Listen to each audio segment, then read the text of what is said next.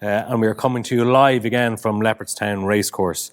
Yesterday's session was a great success. We had high levels of engagement and record levels of logins. We are continuing our team this morning with a smart, sustainable future, and we have two sessions today. The first session will run from 10 to 12, and we'll be focusing on the environment. This afternoon session runs from 2 to 4, and we'll be discussing waste and water. Each session has a number of expert speakers, and we will conclude with a panel discussion at the end. You can submit your questions through Slido, and a reminder that everyone who joins us today and tomorrow will be entered into a draw to win a Modmo Saigon S e-bike with thanks to Modmo, valued at over €2,200. First up this morning, I am delighted to welcome Angus Cunningham. Angus is the founder and CEO of Scotscape. Scotscape provide award-winning, innovative green infrastructure services throughout the UK and Europe, with living walls, living pillars, landscape construction and ground maintenance. Angus, it's great to have you this morning, and you'll be discussing greening the grey. Thank you very much, Cora, for your kind words. Yes, I'm over the water, and I believe I've got 20 minutes to get as much information as possible over on biodiversity. So can you see my screen? Because there we go. So we are an innovation-led company, and our passion is bringing biodiversity to the built environment. And before I start, though, very important biodiversity, because we've got a distinct lack of it. If you were to look up the definition in the dictionary, this is what you'd get, and I'll quickly read it.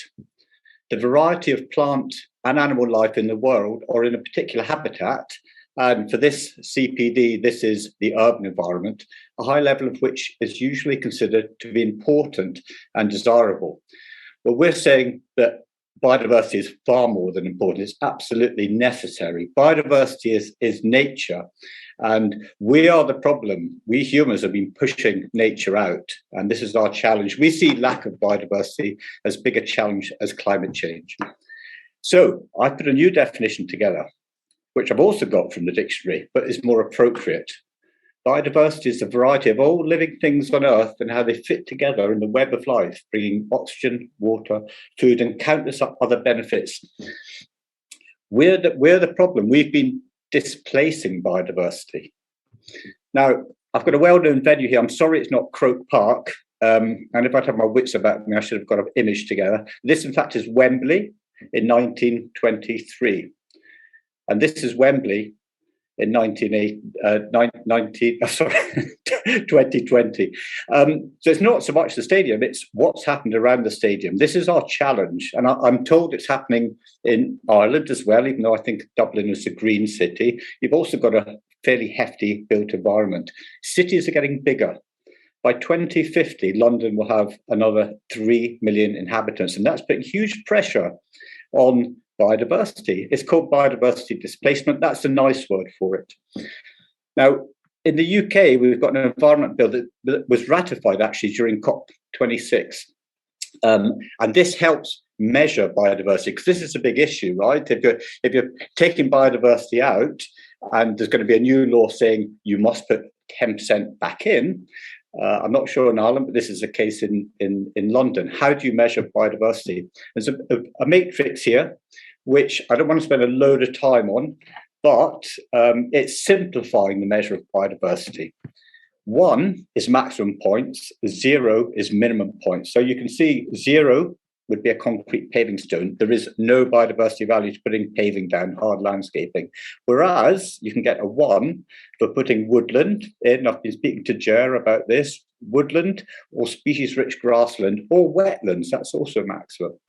And you can see living walls are giving a 0.6, and that's what I'm here to talk to you about. So wouldn't it be great if we could get trees growing in our living walls? So what we're about, biodiversity. We encourage biodiversity into urban spaces. Why we do it? We want to improve the environment, so that placemaking and wayfinding. We want cities to be more sustainable and healthy places to live and work. After all, the population that's increasing is going to live in cities, not in the countryside. Thank goodness, we say, let's keep ourselves in the city and make them healthy.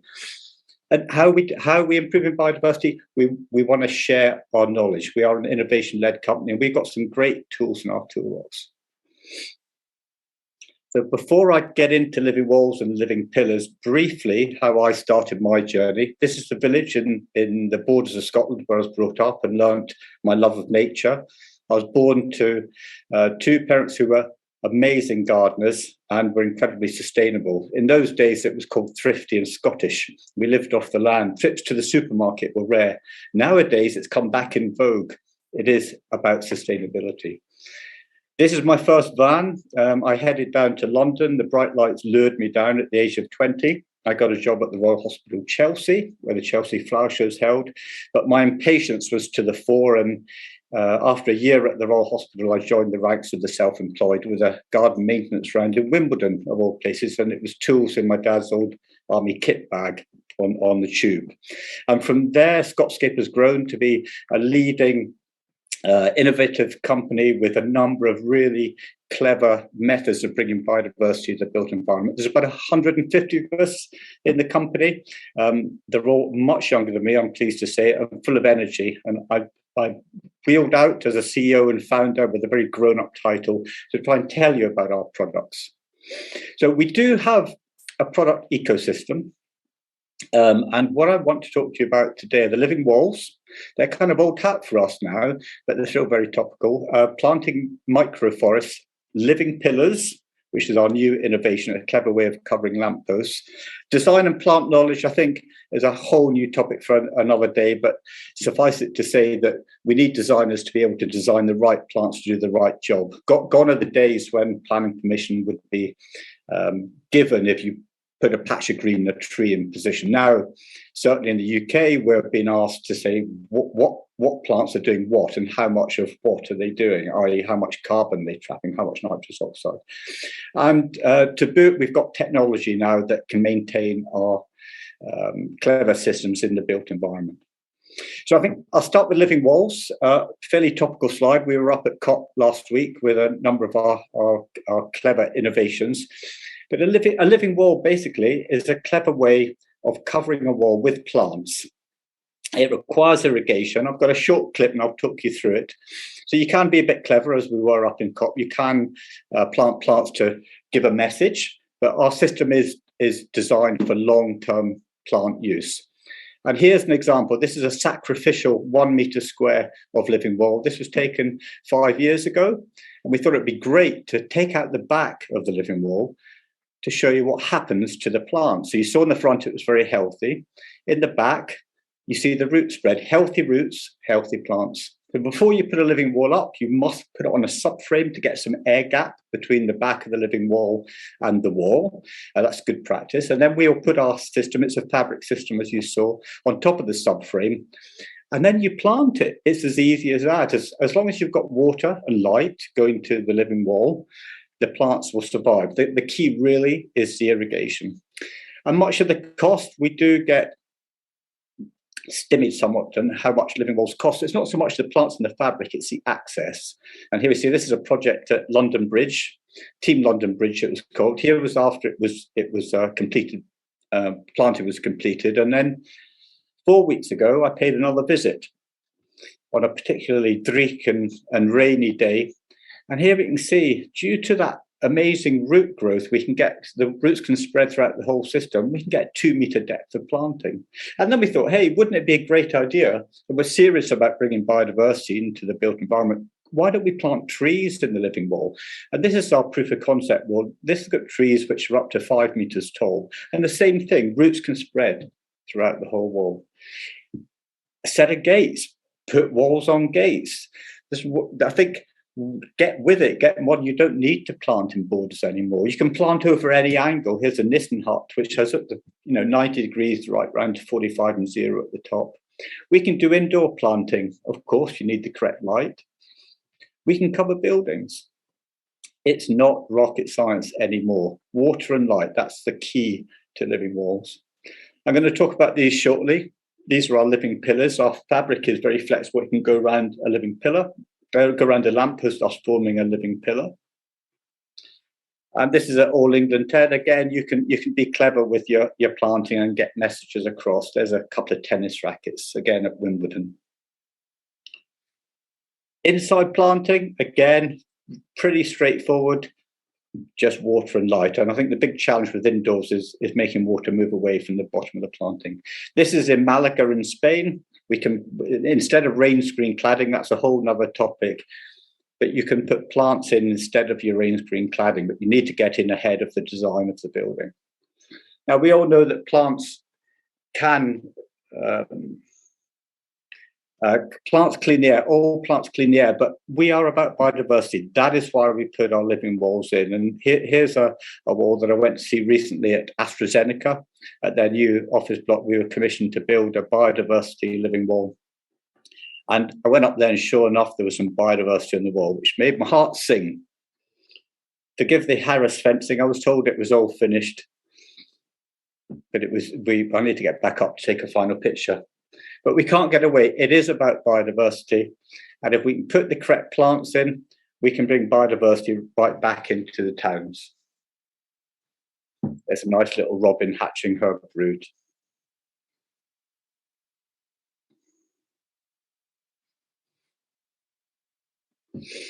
So I'm pressing my clicker and nothing's happening, Thomas. There we go. So a few facts. This particular project, this is the one I showed on the video, a couple of takeouts from this. This is run from rainwater harvesting. You can see the orange pipe down the left-hand side of the screen. This is taking rainwater down to an underground tank, and from that tank it goes back in the wall. And then the gutter, there's a black gutter underneath the living wall with a black downpipe that also goes into the rainwater harvesting tank. And so all water is recycled. And I believe this is the first living wall that relies completely on rainwater. And obviously we're great advocates, and it's a bit of a interesting point that we spent years building our cities, making sure rainwater was moved out as quickly as possible. Otherwise, they get really muddy in the 1700s and 1800s. And now we're thinking, hey, we want to hang on to our water more. We want to put tanks in to help water the plants. So the takeout from these two slides, quite interesting. I said to my wife when I was putting the presentation together, what do these two slides do for you? And she said, well, by the way, she knew nothing about the biodiversity value in the picture on the right. She said, well, I'd go to the place on the right, but I wouldn't go to the place on the left. I think that's a really interesting point, because this is the wow factor of living walls. They are, of course, the same place. So by putting greenery up on a wall, you still get a wow factor. And that's really important with some bids we're working with in the UK to attract footfall. I think COVID has helped.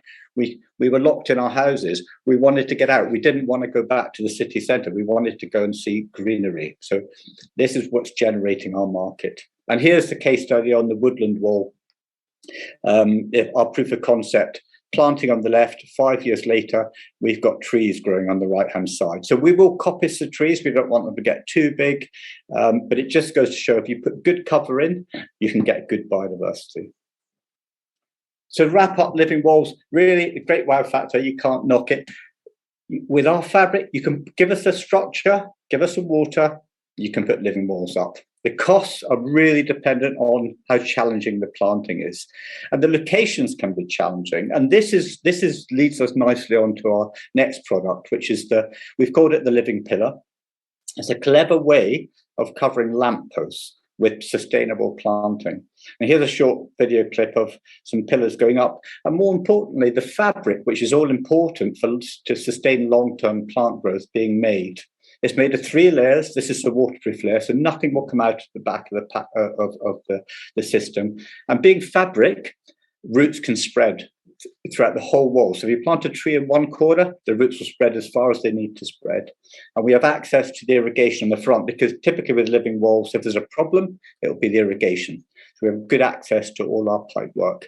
This is the innovation, one of them that we took up to COP26 as a clever way of bringing greenery back into built environment. And you know what? We have planted a tree 10 times out of 10. But this is what we've got in our pavements. And they're there because we're all living in towns. We need services. But that's the challenge. So very Scottish, I know, but why not use an existing resource like a lamppost to bring green in? You can get a lamp which is doing one thing, doing two things or three things that bring green in, which is good for humans, and biodiversity, which is great for the planet. So taking a step back, the concept was developed with Grosvenor, or well, not with Grosvenor, but we used them as our stamping ground. We were asked to advise them on how to bring green into their built environment. They saw their Grosvenor own a pretty smart part of about 300 acres in the centre of London, the nice bit of London, Knightsbridge, and they said they reckoned that if they greened up their streets, they would get plus 10% increase in rentals, and their property prices would go up by the same amount. And they wanted their place, their area green, so commuters would be going through it on their way into commute into the city. But the challenge was finding somewhere to put the living walls. We have a great system, which we know, but you can see on this picture, where do you put a living wall? So this was the light bulb moment for the living pillars, the lamps going down the centre of the street. Crikey, why don't we turn them into trees? Wouldn't that be great? We can wrap our fabric around them. Hey, yeah, if these are like green corridors going into the middle of town, biodiversity stations, we can get birds nesting in them. And that was the idea, and that was 4 years ago. And here they're designed to go over lampposts without damaging the lamppost. And rather than spend a while talking you through all these stages, you can see our fabric in the reservoir at the bottom of the planting. And once we designed the concept, the proof of concept was put together at our HQ. And this is a 4 metre amount of planting, which was our test bed. And you can see the biodiversity that we can get in with the planting. That's a Hebe. And when you're up close and personal to one of these pillars, 4 metres planting is a lot of planting on a post. And we can do bling, we can do colours. And if we're lucky, we get some birds in the pillars as well.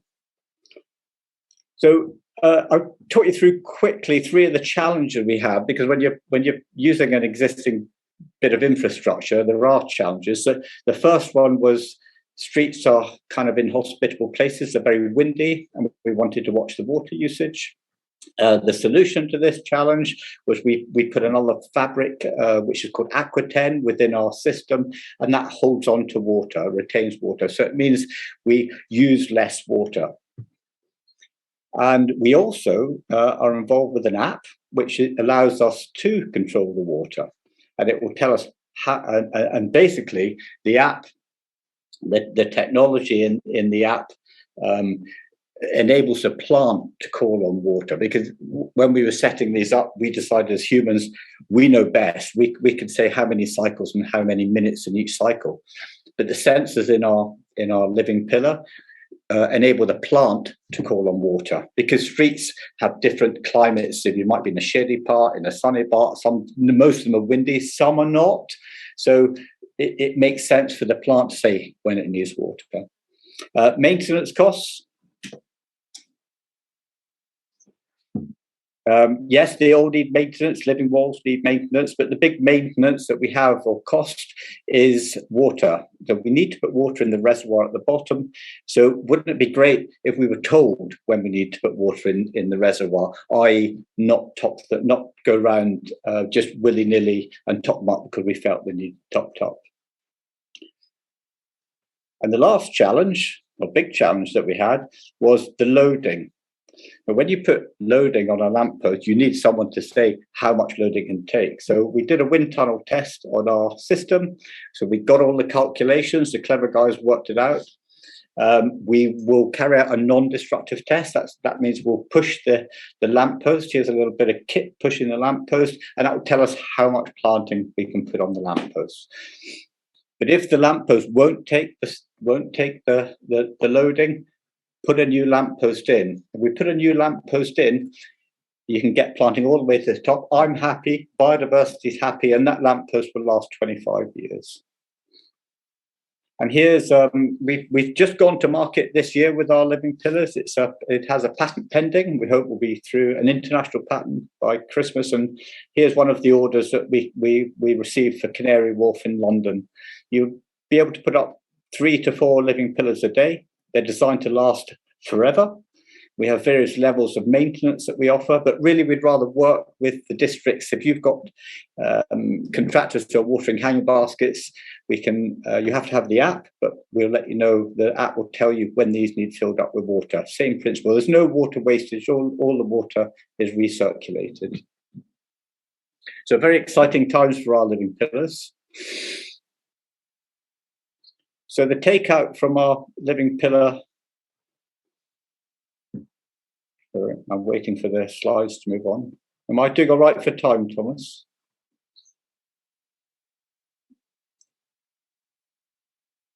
We can't forget that if we get insects into our living pillars, the birds will follow. That's really important. No grey squirrels up our lampposts, no vermin. Biodiversity can do its stuff. And I think during autumn maintenance, obviously not before when we're nesting, you get to clean out the nest boxes. And that blue tit raised a brood of, very obligingly at our test centre, raised a brood of 5 chicks who all successfully flew the nest. But there you are, up close and personal at 8 metres tall with some planting. So the fact file on the living pillars, I've explained about the green corridors. And sorry, I'm aware I'm trying to squeeze 40 minutes into 20, so I'm talking at a rate of knots. They're fully sustainable using solar power. The technology allows for planned maintenance. We do think there's advertising opportunities on the reservoir.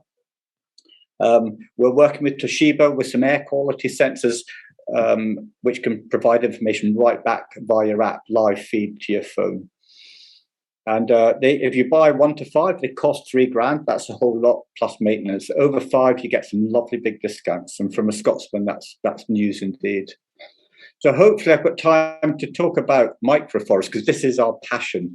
If we had room in the pavement, we'd be planting trees. If you dug the roads up, we'd be planting trees. There's a chap called Akira Miyawaki, who is a Japanese botanist in the 70s. He's becoming quite famous now, but he had this passion for growing trees in degraded land, i.e. in city centres. And he can get trees to grow really quickly. And of course, music to our ears. So we've developed some tech behind the growing of the trees. The first thing we do is we test the soil. Typically, it's waterlogged and compacted, because that's what our parks are like.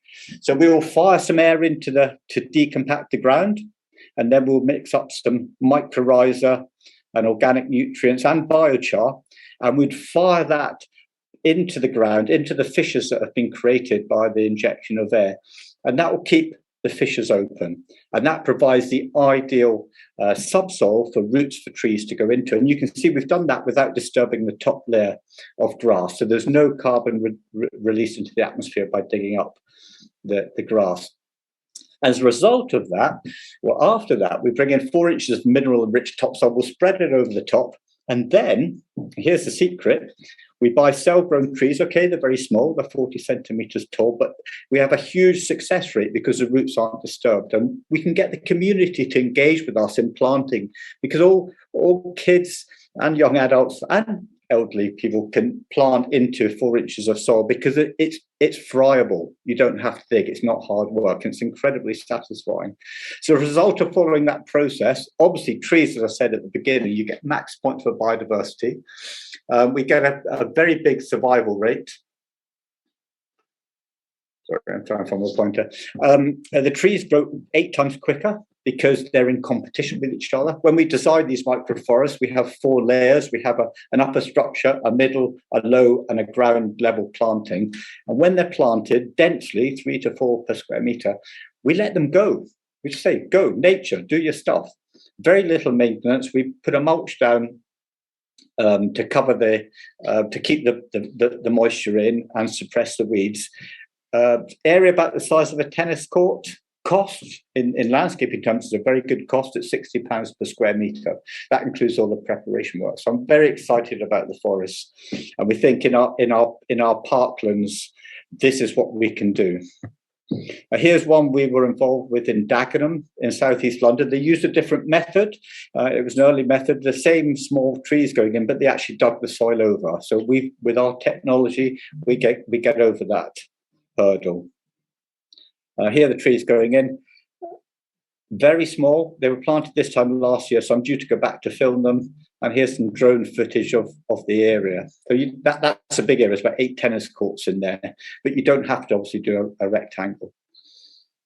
And we did plant a big forest at Somerset House not so long ago in June, which generated a huge amount of interest. I've been chatting with Gerard about this, and we've used all these trees in the councils, the neighbouring boroughs. So I'm nearly at the end.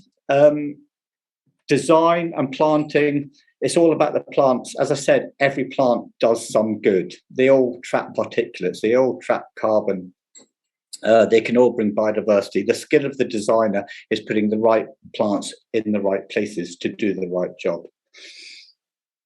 Now, just a word of caution. We've got all this clever stuff. We can do it. It's not a problem. But if you're putting living walls up, you've got to maintain them. If you can maintain them, you've got to get men there, or women, and they've got to prune. So there's a very iconic shot on the right of a wall we put up in 2009 in East London, but it was hugely expensive to maintain because we had to send abseilers down it. So bear that in mind when you're designing. Quickly on Scotscape, we're about giving back. We support Green Fingers Charity, who build hospice gardens for children. Very worthwhile. We gave them all the shrubs from the Somerset House Forest for Change, and they get 1% of our turnover. So my last 3 messages: bringing biodiversity in for wayfinding and placemaking is easy, but it needs collaboration. So you need to give us the places that you can use our system. We've got a company called Green Scene just outside Dublin who will be able to install. We have some great innovative smart solutions, but we need your help.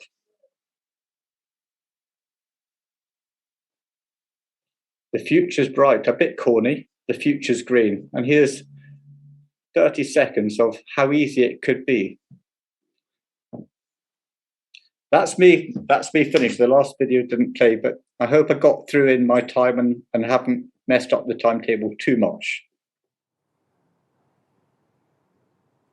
Thank you, Angus Cunningham. That was fascinating. I thought greening the grey is something that you could do to the top of my head. The living pillars, the microforests, the walls, and it's fascinating to learn that it's practically, there's no limits what you can do with spaces and public and private assets. So there's probably a huge amount of potential in public and private spaces here in Sandyford Business District. So thank you, that was very enjoyable. Next up we have Harry O'Crowley, SDG advocate and Nave Olaf GA Club. Harry will be discussing sustainable development goals, framework for change. Good morning, everybody. My name is Harry O'Crowley. I'm with Nave Olaf GA Club. I'm former chairman up there, and I'm involved with the current executive in the whole area of greening our impact on the Sandyford Business District, and maybe overall how that might affect the district itself. I suppose, what are the sustainable development goals? Well, what better way than just to give you a very short introduction. This is from UNICEF, and I'll give you a short run through on what it's all about. So hopefully the clicker will work, and there you go.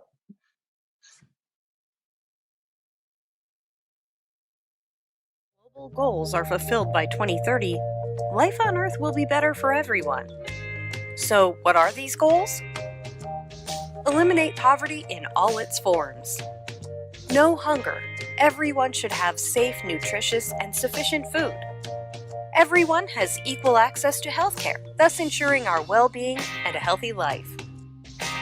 Equal access to a quality education. Ensure gender equality where women and girls have the same opportunities as men and boys. By achieving these goals, each member of our society will be equal, safe, and happy. UN global goals also include access to safe drinking water and sanitation, access to clean energy that is safe for people and the environment, sustainable and stable economic growth, everyone has a decent job, strong infrastructure and the support of innovations, lower inequality within and among countries, cities and settlements be developed without damaging the environment and people. Achieving these goals will result in the well-being of people and our planet. We can further take care of our environment with the following goals: sustainable and safe production and consumption of products. Take urgent measures to reduce climate change and its impact. Ensure the sustainable use and protection of ocean and sea resources. Restore and protect Earth's ecosystems. By achieving these goals, we will form a society where strong institutions ensure peace and justice. It is important for everyone to be involved and to build partnerships for achieving sustainable development goals. You are part of this process. Demand the implementation of these goals. Take the lead and share information with your friends.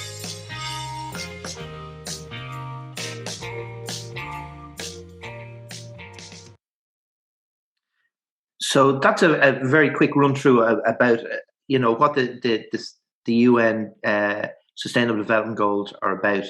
Ireland has had a significant role to play in this. I mean, these were rolled out in 2015, but our ambassador was one of the co-rapporteurs for the SDGs, and to that extent, we have, I suppose, we have skin in the game as a nation, and even though it was done at a UN multilateral level, the SDGs, they apply to everybody. They apply to every country. They apply to every region. They are, getting down to community level and like SBD, or getting down to company level, and even down to individual level.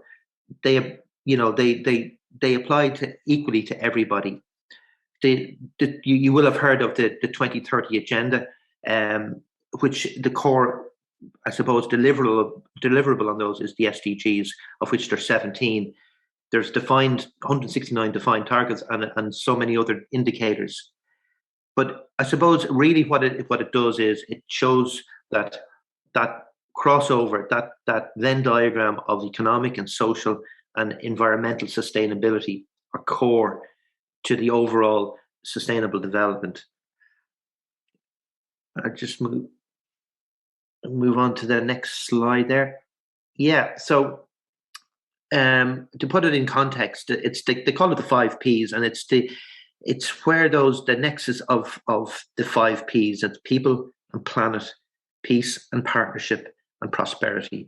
So all of the dimensions, all of the pillars of sustainability are equally recognized as being important. So it's not just being a strong advocate for environmental sustainability and at the expense of economic growth and development. It's not about driving your business very hard and having significant economic progress at the expense of your people and the communities in which you live.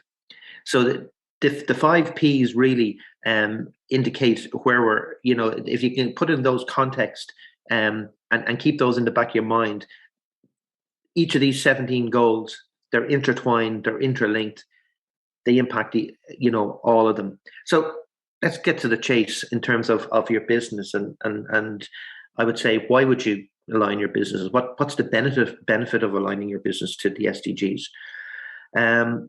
Well, the bottom line is that you can call them SDGs, you can call them your CSR, your environmental considerations, whatever measures you want to call them, it doesn't really matter. But what you're essentially doing is that your operations, you're focusing what you do on a daily basis through the lens of sustainability. And that drives your innovation. It increases the trust from your stakeholders, your internal and external clients. It makes what you do at a leadership role much better.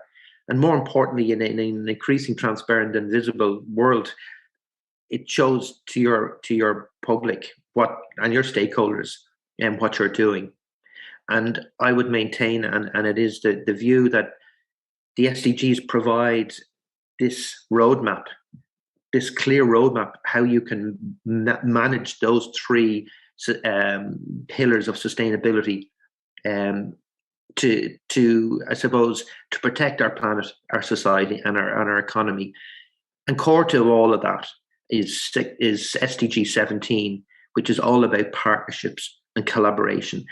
Whereas, as I mentioned earlier, it does apply equally to every one of us individually, in a group, as a company, as a region, as a nation.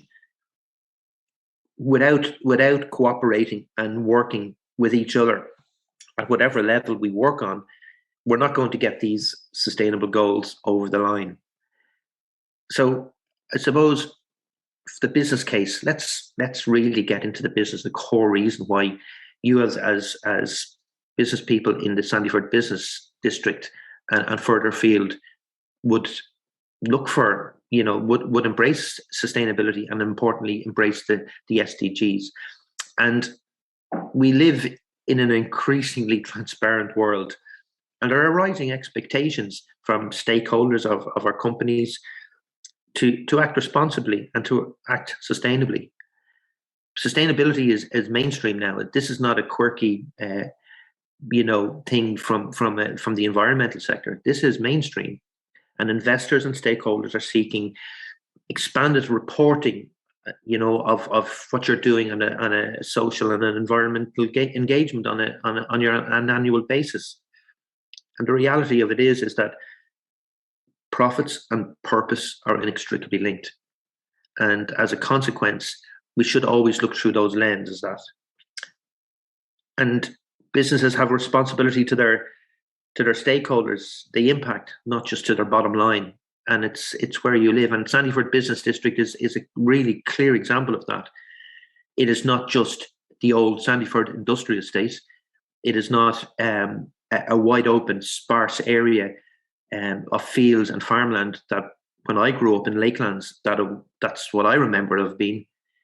It's now a vibrant area where people are working, people are living, and through Naval of GAA Club, for example, which I would say is the lungs of the business district, people are playing games and socializing. So there is a significant reason why your business should embrace all of these things.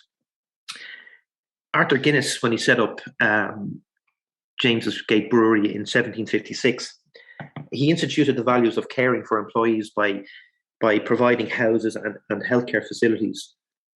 And caring for your employees is something that businesses should take on board, because if your employees are healthy in both mind and in body, your businesses are going to be healthy. That's the link. But moreover than that, the business leaders' priorities must align with a broader societal impact to attract the new generation of talent that's coming through.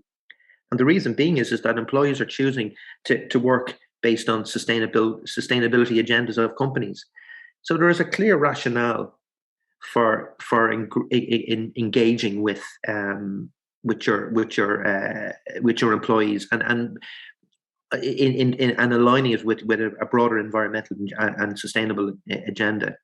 And of course, why else do you have your customers and the general public that you impact upon and your stakeholders? And the bottom line is that there is an increasing demand from your customer base, and there's an increasing demand from the wider general public that companies are seen to be green, inverted commas, or environmentally sound. And the SDGs, it's not a vehicle to greenwash. It's not a vehicle to SDG wash, if you wanted to say it in those kind of terms. It's a roadmap to make positive impact on your company and how it engages with the community in which it resides. This wheel, I suppose, trying to give those linkages. It's from a Swedish university, but I think it really gives a clear indication of how everything links together. There's the SDGs that are the ones that are bound around in the environmental piece, our climate, our planetary boundaries. The middle wheel that fits into that is those ones that really talk about society and the social sustainability, from education to clean water to gender balance. And then the third wheel fits into the middle is the economic drivers for economic growth, and infrastructure and sustainable cities and economies. And the cherry on the cake, as I mentioned at the start, is this whole piece about collaboration and partnership. They are inextricably linked, all of the SDGs, but there is a hierarchy that without collaboration, these things really, really won't happen. So in terms of the SDGs, I'd like to kind of give you a couple of maybe one or two different ideas on how on a daily basis you might be able to engage with the SDGs. And they are grouped, but this is not corny. This is not meant to be kind of superficial. It's just an idea on how actions that you might that you can take at an individual and at a company level on a daily basis. So SDG 1 is on no poverty. So I would say become familiar with the actors that are in your supply chain. Have an idea of the practices that they might engage and where they're sourcing their material, and support sustainable trade. It's as simple as that. In terms of zero hunger, we always think about the zero hunger and SDG 2 in terms of the global south and the developing world. But it also, there's food poverty in Ireland. There's a whole lot of people there's a whole lot of issues around nutrition and malnutrition. And what I would say is support your local farmers and buy your food at farmers markets. It's as simple as that. And that's a bit of a plug for Navolif. We have a very good organic farmers market every Friday in the club grounds in the district. So why not try up and come up and see what you can do there. Good health and well-being cannot be overstated, the importance of this. It has a huge impact on your business. It has a huge impact on yourself and your families. What I would say to you is make time for yourself, make time for your friends, and make time for your family, because ultimately that will all filter down into the way you run your business. In terms of quality education and how it fits into into the business context, be a mentor. Share skills with someone who needs them. Put your arm around somebody who's coming in new and give them an idea on how things might be able to do. They can do things better. And I suppose in the context of mentorship and somebody starting as a young person coming from school or a new graduate, it's always nice to have somebody to tell them this is the way things might be done, and give them the support that they might need. And finally, in this particular set, gender equality. And of course, the gender equality movement is well established and it's enabled in law. But be conscious of gender representation in the workplace, and in particular in your leadership teams, because why would you, if you put it in a footballing context and particularly say from the Navolif perspective, and if you had mixed teams, why would you leave half your talent on the bench? It doesn't make sense. So in terms of gender equality, just be conscious of it. I'm sure you're all doing that anyway. In the next grouping, we're talking about SDGs 6, 7, and 8, and how do they impact on your business as well? For very simple actions that you might be able to deploy fairly quickly. Don't dispose of toxic liquids down the drain. I mean, it could be as simple as that, because ultimately it ends up polluting our lakes and rivers. Affordable energy and clean energy in SDG 7. Well, if you haven't already done it, please consider changing all your lighting to LEDs. And if you really have the capacity to do it and the roof space, consider installing solar panels to generate clean energy. And in terms of decent work and economic growth, just make sure that you're working in conditions and that are safe, and within that there are healthy work environments that are being that you as leaders are instilling. So in terms of the next one, so these group of ones are really important, and this is where it comes core to your businesses and really where we're at. So in terms of innovation, and this is Innovation Week, be champions of research and innovation in the sector that you are working in. Be brave and courageous in embracing new methodologies that are efficient and in terms of use of your resources. Reduced inequalities can cover everything. So what I would say is, in terms of an immediate action, learn to respect all kinds of people who do things differently to you, or who have a different view on how something might be rolled out. Just listen and take on board, because ultimately, all the views in the pot make throw everything on the table, and we can get things better done. Number 11, SDG 11, and this is really important, sustainable cities and communities. This is why we're here today. This is why Innovation Week, this is why Sandyford Business Districts is so important. So I would say to you, engage your business in actions to make your community more green, environmentally sound, and that just manages its resources carefully. And in terms of responsible consumption and production, keep your supply chains short, eat and shop locally, and support associations committed to fair trade. It's not just in Ireland, it's in the global south as well. So I would say to you, these are things that we should be cognizant of. In terms of the next slide, which is on, if I can get it moved on, sorry. Yes, we got too far there. We'll go back one. Yeah, in terms of climate action, life on water, and life on land, I suppose these are what they would call the environmental SDGs. But how you link them to your businesses? Well, maintain your business cars and vans and lorries. Just reduce their emissions if you can. If at all possible, go electric. But that's idealistic at this stage without the support measures in place and in terms of charging points and whatnot. I would ask you to reduce or consider reducing the plastic products that you use in your business operations.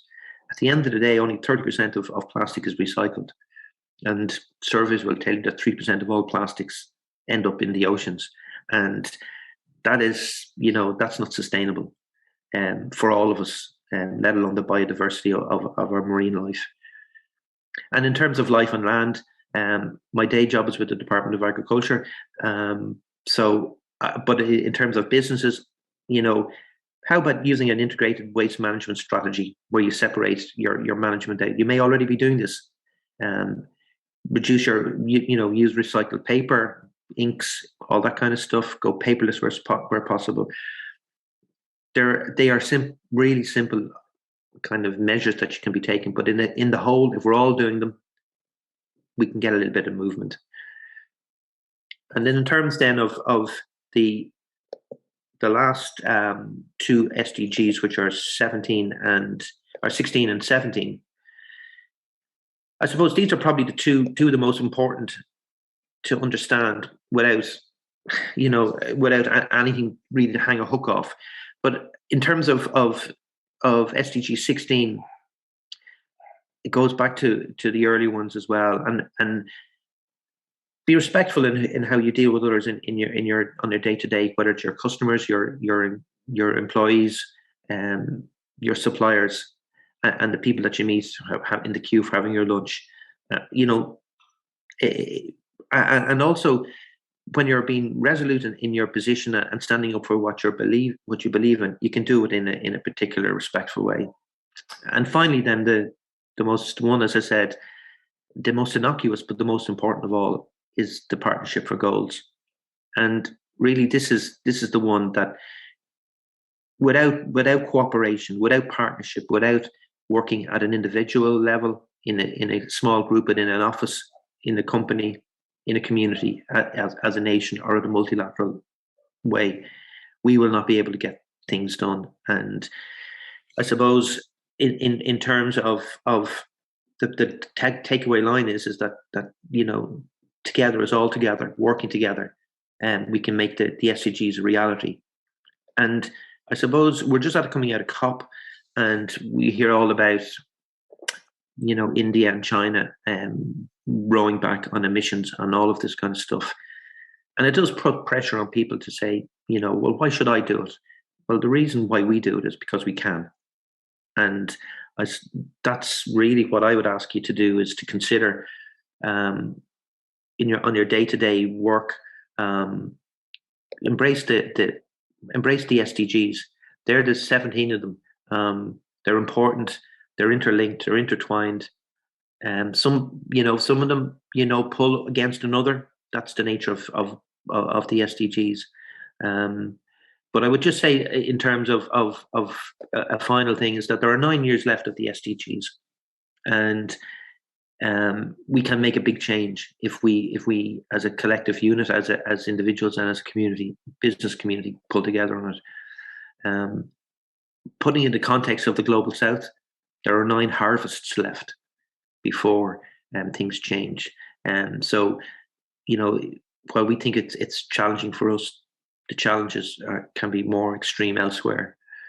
The Department of Climate Action, or Environment, Communications and Climate, will be kicking off a new round of their SDG champions in the coming year. And this is something that I would really like to see SBD and the individual companies embrace, to become a leader, to become, to be hoisted above others, to say, look, this is how it can be done. This is the way people embrace the sustainable development goals in their day-to-day work. As a community, and with Naval GA Club, we have the ambition to do so, and we have a very ambitious green strategy coming down the tracks in the new year, and it's a fundamental part of the business district that we're in. And and Chairman John Summers is on the board of SBD, and it's a very important link for us. Sandyford Business Districts is uniquely poised to take the sustainable development goals and deploy them and implement them, because, as I said, it is an area where we have people working, we have people living, and we have people playing. And if you keep the SDGs as a framework, albeit maybe as a watermark into what you're doing, I think we'll be all the better for it. So just to say thank you for listening. If you want to check out more on sustainable development goals, you can go to the UN site there, or similarly go to gov.ie, where there's a whole thing about how a whole of government approach to the rollout of the SDGs. And I'll leave you with that, and thank you very much for listening.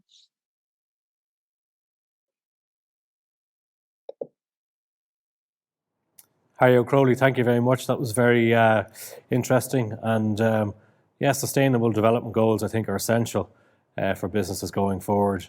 They'll have an impact on many things, especially the attraction of potential future employees and also business partnerships. So they're well worth a look and investigation.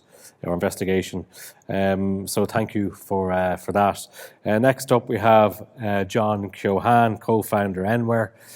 John has been involved in sustainability for over a decade, since initially founding Verdi Energy Group in 2010. Verdi Energy Group has grown to become one of the leading energy service companies in Ireland, generating more than 20 million in annual savings for customers. Enware, part of the Verdi Group, was launched in 2021, and John now heads up the software division for the group to provide sustainability software solutions to enterprise and SME clients looking to fast-track their sustainability goals. John, you're very welcome, and you will be discussing employee engagement and sustainability.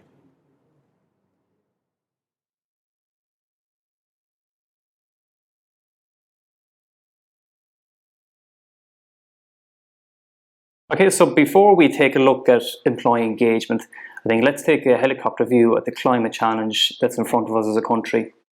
So essentially we have to have our carbon emissions from where we are today by 2030, which I think in all honesty is going to be a significant challenge, and it's going to require some big changes in how business operate, and I think even us as individuals acting in our daily lives. Government have already committed to this target by initially reducing emissions by just under 5% per year until 2025, and then increasing this to 8% per annum in order to achieve our 2030 targets. And I think on the surface, this looks reasonably straightforward, but if we were to actually look at last year as a reference point, in 2020, we managed to reduce emissions by just 3.6%. And to make matters worse, this was in the middle of a global pandemic where we had large parts of the economy shut down and effectively empty streets, empty skies. So I think in that context, it certainly highlights the task ahead. So business is going to have to play a big part in helping achieve these targets. And each business is going to have to adapt and set their own climate targets, and then figure out how to transform these goals and targets into employee engagement and action to actually make things happen. So if we look at the current state of employee engagement in general, we see some interesting stats. So according to a recent Gallup poll, it's estimated that 2/3 of employees are disengaged. And I guess, why is this important to business? Well, if businesses are not engaged, they're less likely to be performing to the best of their ability, and this is going to have a negative effect on the quality of work carried out, the profitability of the firm, and ultimately it's going to have an impact on the reputation of the firm if enough people just simply don't care. But thankfully, there are simple steps we can take to improve employee engagement, such as encouraging people and making them feel appreciated, challenging them with meaningful work that excites them, and last but not least is having effective communication so that people feel they're kept in the loop and understand the company's plans and goals. If we look to tie sustainability into employee engagement, we need to ask the question, does it actually matter to employees? Well, let's take a look at some stats. With 96% of millennials are concerned about the environment and expect their employers to take steps towards becoming more sustainable. We have almost 3/4 of employees say their job is more fulfilling when they're provided with opportunities to make a positive impact on social and environmental issues. And going a step further, we've 70% who would actually be more loyal to a company that helps them contribute to important issues. Then we see we've actually about 1/4 of employees who said they would actually look for a new job if they discovered that their employer had a bad record on environmental issues. And the last stat there is just over 1/4 of workers are very satisfied with their employer's efforts to help the environment. So I think we can see that overall, sustainability really matters to employees, but ultimately there's a lot of work to be done. If we now take it as a given that sustainability actually matters to people, then we should make it a goal, because having a goal can really help galvanize a team and give them a purpose. If we take a sports team, for example, the goal might be to win a cup or to win a league, and that's what keeps everyone motivated. And I think for business, it's traditionally been focused on profits, and that's been the goal. But I think sustainability can help deliver a triple bottom line outcome. So, and even Paul Pullman from Unilever was a really big advocate of this, where people would focus on profits, people, and the planet, and they can all benefit from a sustainability approach. So it really doesn't have to be one or the other. A commonly asked question is, what can people reasonably expect to see from a more engaged team? So I think you'd expect to see a happier, more motivated workforce, increased productivity and profitability, retention of employees and greater loyalty.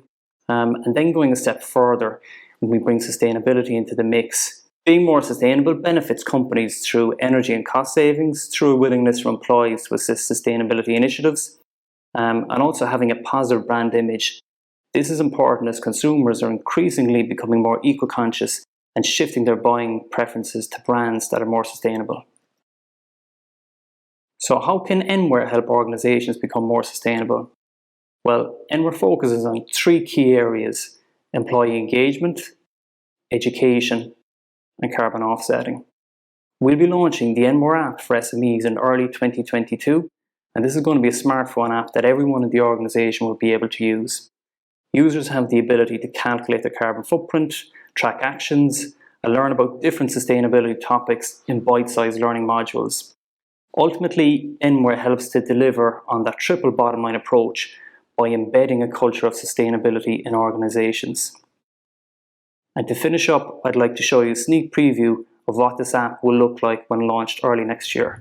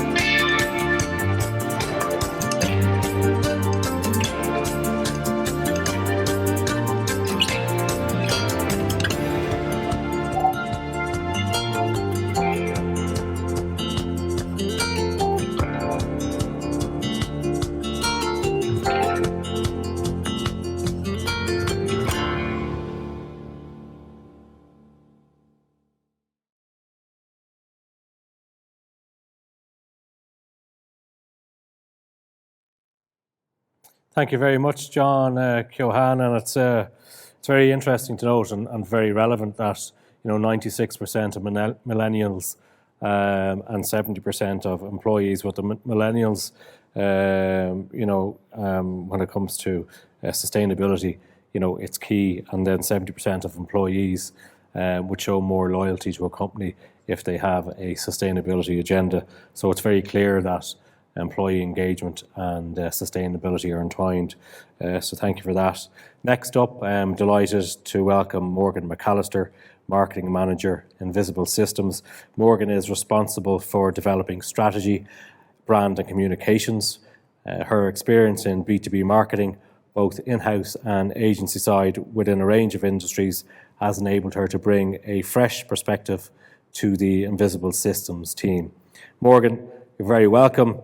And you will be discussing using smart technology to protect our planet.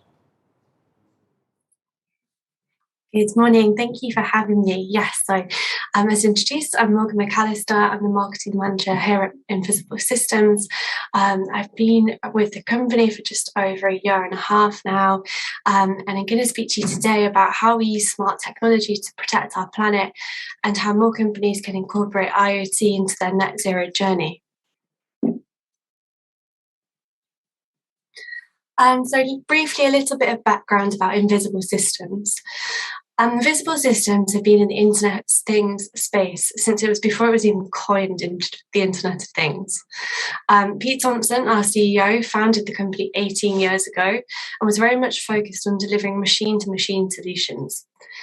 Today, we obviously focus on IoT, and we have offices in Milnthorpe, which is in the Lakes District, and Manchester City Centre, and that's where I have the pleasure of joining you from today. We're currently at a team of 25 and have some really ambitious growth plans. It's a really exciting time.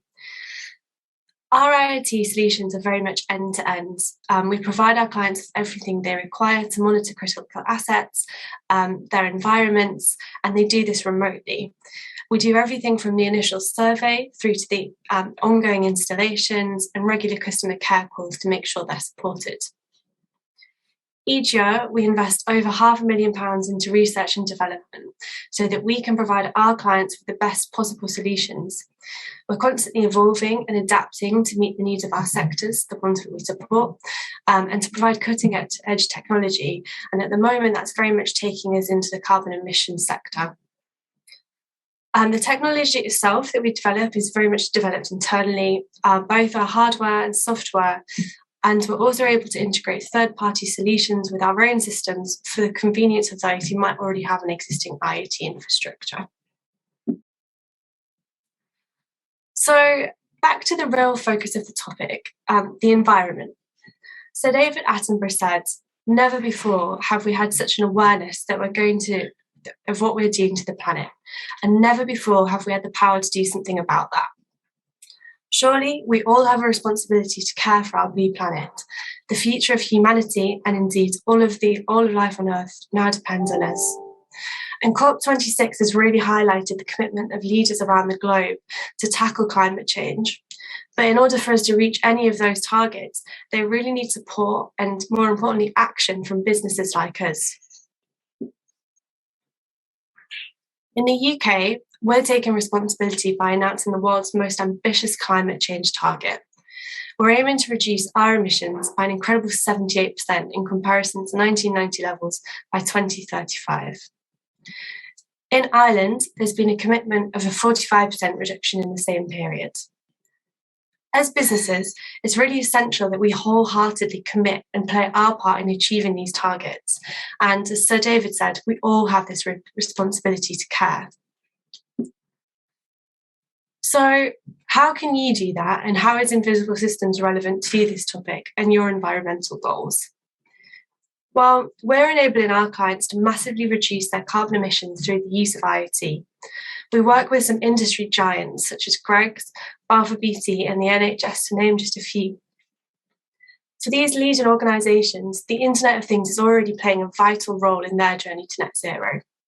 They're using smart sensors to remotely monitor energy, utilities, temperature, humidity, CO2 levels, occupancy, water temperatures, vibration and air quality, and I've probably missed a few off this slide. Our clients are then able to access all of this information via a simple, user-friendly dashboard, and we call this real-time online. But how does that help the environment? By having access to all of this data remotely, our clients only visit site when they know they really need to. This significantly reduces site visits, meaning reduced travel and reduced carbon emissions. You can see all of your sites, whether they're in the same county or in completely different countries, via the same dashboard. Using data from the smart sensors, they're then able to monitor patterns in energy usage and take action when it's really needed. This not only enables emissions to be reduced, but makes the organisation as a whole more aware of what they're doing, and most importantly, the people that work within it. They're therefore accountable for their behaviours and the impact that their energy usage is having on the environment. In the case of predictive maintenance, IoT has helped to prevent high levels of energy usage in repairing or even replacing broken critical assets. Using techniques such as vibration monitoring, our clients are able to predict when an asset is likely to falter and take action before it can have an impact on their business. Real-time online is completely configurable by the user, and we're currently in the process of developing carbon dashboards to give complete visibility on the environmental impact of the business.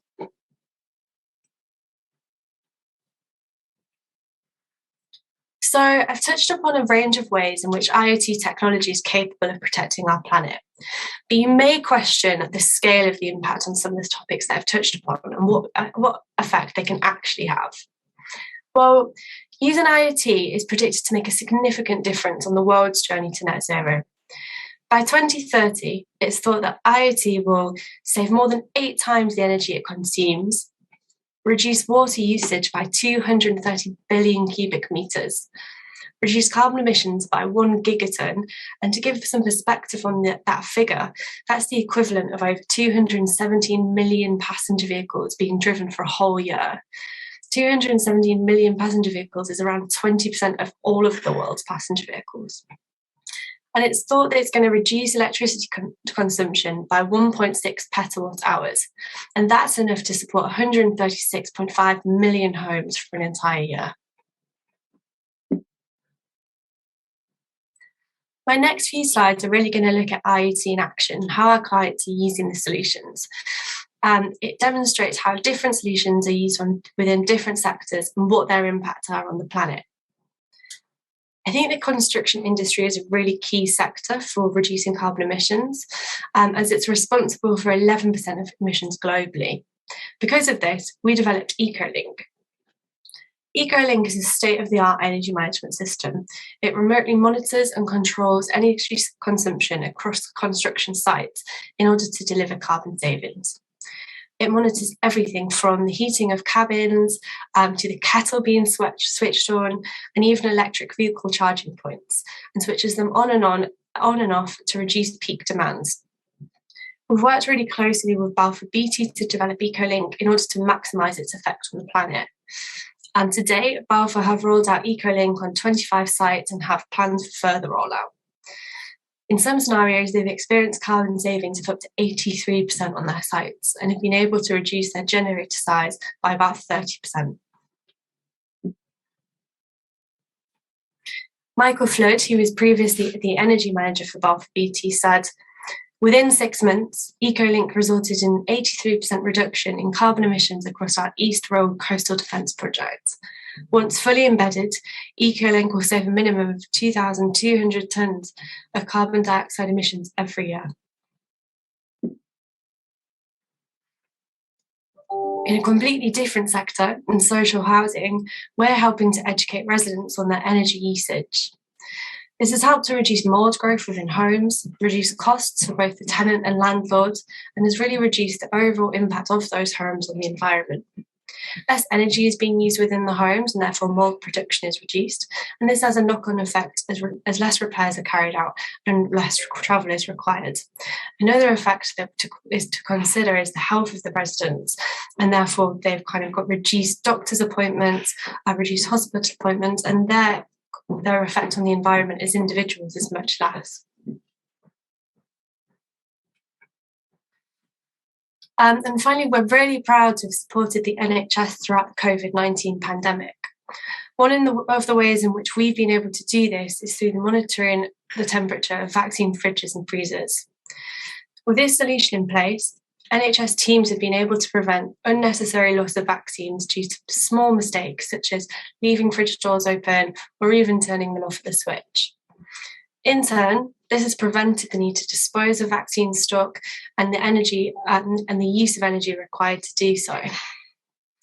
Reduced stock means that there's less additional vaccine production and there's no more additional transport required to get those additional vaccines to site. Using real-time online, the teams have also been able to significantly reduce their paper record keeping as everything's digitalised. So the use of both IoT has direct and indirect benefits when we consider our journey to net zero. It's a really cost-effective solution, which in the majority of circumstances is able to effectively demonstrate its return on investment. As a plug-and-play solution, it's one that can be rolled out across so many businesses, across so many sectors, as a short-term action that has a really long-term impact. If anyone has any questions, feel free to reach out and we'll be more than happy to take them. Thank you. Morgan, McAllister, Visible Systems, thank you very much. Yeah, we're dealing with questions as they come in, and we'll bring them up at the panel discussion at the end of this session. Ireland's 45% reduction in carbon footprint by 2030 is probably ambitious. Maybe it's not ambitious enough, but maybe it's something we'll discuss at the panel discussion. So thank you for your input and your insights. Next up, I would like to welcome Gerard Corcoran. Gerard Corcoran is in Innovation and Research Partnerships with Huawei. He's also a board member of Sandyford Business District. And Gerard Corcoran will be introducing the next set of speakers, and he will also join us for the panel discussion at the end of this session. Thank you.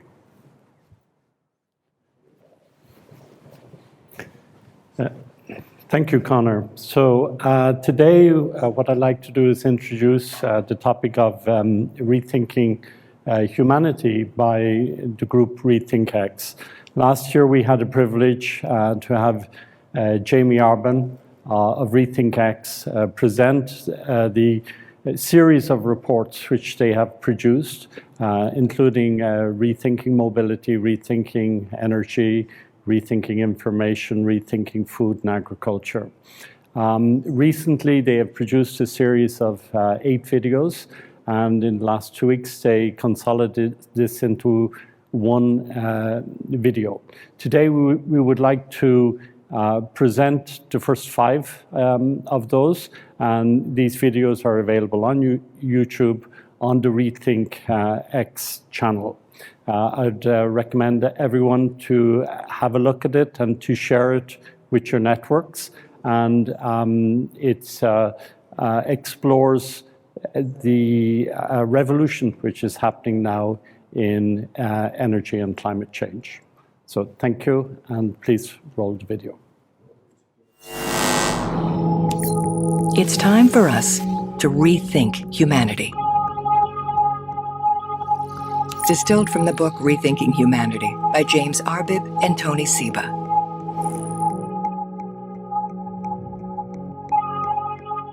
These are profoundly disorienting times for humanity.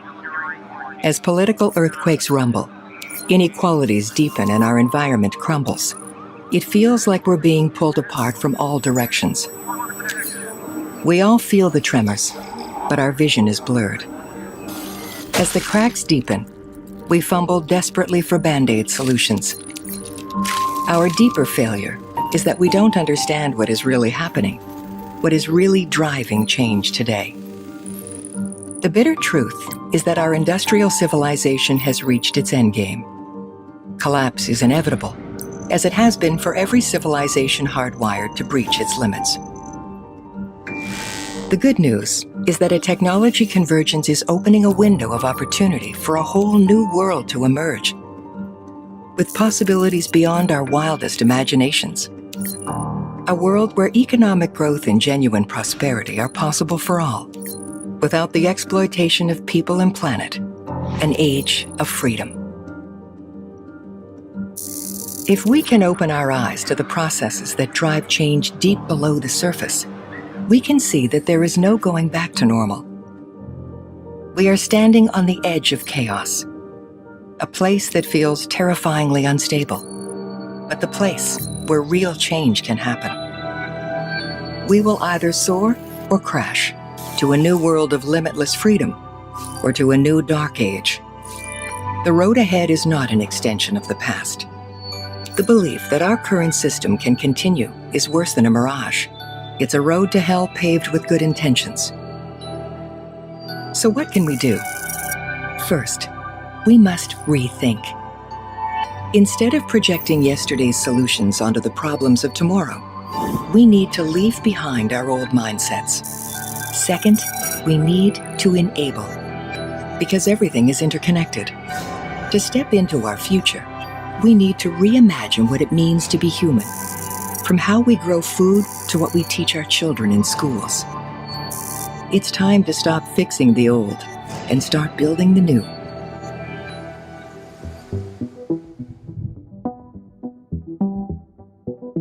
Meet Tony Seba and James Arbib, two technology entrepreneurs and investors who have discovered a formula to understand and anticipate dramatic economic and societal change. My name is Tony Seba. I'm a technology entrepreneur, author, educator, and angel investor. For 15 years, I've been working on developing a framework to understand and anticipate technology disruptions. 15 years ago, I predicted the rise of Google, Salesforce, Netflix, and Apple. 10 years ago, I predicted the rise of electric vehicles, batteries, and solar energy. So Tony and I met in 2016 in Washington at a US military think tank. And along with us, a number of institutions were invited to give their forecasts for the adoption of solar PV and electric vehicles. And almost all the forecasts from these experts were these straight line forecasts, incremental growth out to 2040 or even 2050. Now, of course, that's not how change happens. It's not this slow incremental progression. It's non-linear, it's rapid. It's the S-curve of technology disruption. There is usually a long period of equilibrium where nothing seems to happen. And suddenly, everything changes. Take transport. Horses were the main way of getting around for thousands of years.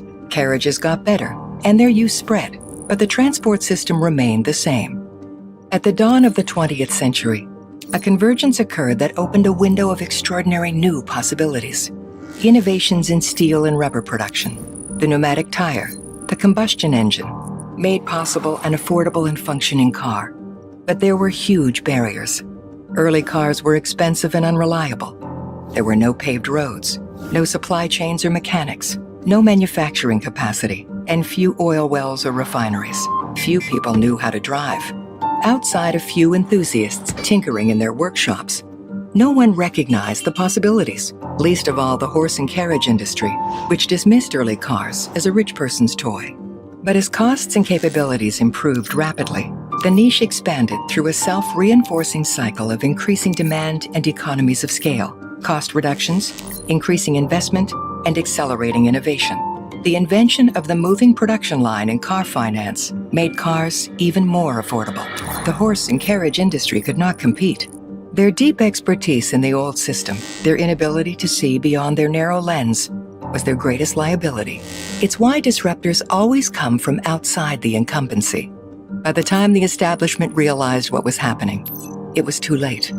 The S-curve had overtaken them. Within 20 years, they were destroyed by a death spiral of dwindling demand, escalating costs, plummeting investment, and reversing economies of scale.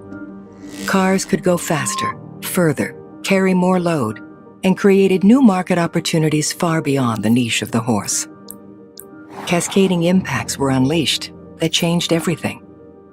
The transport industry was transformed, but so too were agriculture, retail, and mining, where we lived and worked, the structure of our cities.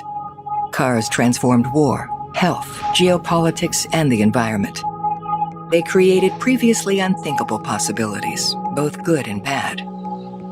This is our secret, a lens that reveals what goes on beneath the surface, where the complex forces that drive the patterns of change play out. Predicting the future based on past trends can help in times of stability. But in periods of rapid change, it can lead to big mistakes. That's because disruption isn't a straight line. It comes with rapid change and sweeping, far-reaching consequences that can transform entire industries in a handful of years. Who would have thought the smartphone could disrupt the oil industry? But that's what's so fascinating about disruption. It's not limited to technology, but has the power to change society at large, even civilization itself. We have found that the same complex processes that drive the patterns of technological change at product or sector levels can be found at the level of civilizations driving the pattern of human history. This pattern explains why and how leading civilizations grow and collapse. For 300,000 years, human beings eked out a precarious existence in small hunter-gatherer tribes in an age of survival. Then, around 10,000 years ago, different groups around the Fertile Crescent began experimenting with plants and animals as they created the first permanent settlements. After millennia of experimentation, they broke through the constraints of foraging, enabling a new system of production with extraordinary new possibilities. Human groups grew from the hundreds to the thousands as settlements and agriculture evolved together. With a growing food surplus, higher population densities, and new problems to solve, we found ourselves with time, the need, and the resources to innovate. Unwittingly, humanity had entered a new age, the age of extraction. The new model, based on the exploitation of scarce resources and people, created a world of zero-sum competition. To survive, societies were forced to grow or be outgrown, to exploit or be exploited. This growth imperative hardwired environmental degradation and inequality into the system. Anything which might slow growth was selected against in an evolutionary struggle. Growth itself became necessary for survival. Some 3,000 years later, another convergence saw the world's first major city, Uruk, explode onto the scene. The development of writing, new technologies like the wheel, irrigation, and the plow, along with new materials like copper and bronze, transformed the entire system of production. Alongside Uruk's incredible technological breakthroughs in information, agriculture, energy, materials, and transport, new organizational capabilities emerged to harness the potential, manifesting in hierarchies, money, taxation, written laws, and military strength. The population exploded from a few thousand towards 100,000 within a few centuries. But in the age of extraction, progress comes with pitfalls. Just as no one orchestrated the rise of Uruk, no one foresaw its demise, as the growth imperative drove it to expand beyond its limits, entering a death spiral of famine and violence within a few centuries. Uruk collapsed into a dark age. Leading civilizations from Babylon to Egypt to Rome inevitably rose and fell through the same life cycle. They came from the edge, grew, reached limits, then collapsed. The experimentation and adaptation that led to their rise from outsiders to empires hardened into unalterable dogma. The inflexibility made them fragile and vulnerable to the crisis generated by their own growth, from pandemics to soil degradation to civil unrest. Their inability to see what was really going on left them looking inwards and backwards, desperate for stability and certainty, incapable of making a different choice. The unavoidable result each time were efforts to patch up an order already in decline, demanding more walls, more blood sacrifice, more priests, more power to the center, or more of whatever might have worked before. Yet doubling down on the old only accelerated collapse. The cautionary tales from empires past mirror this moment. The crisis we are facing today are extensions of the pattern of breakthrough and collapse humanity has witnessed before.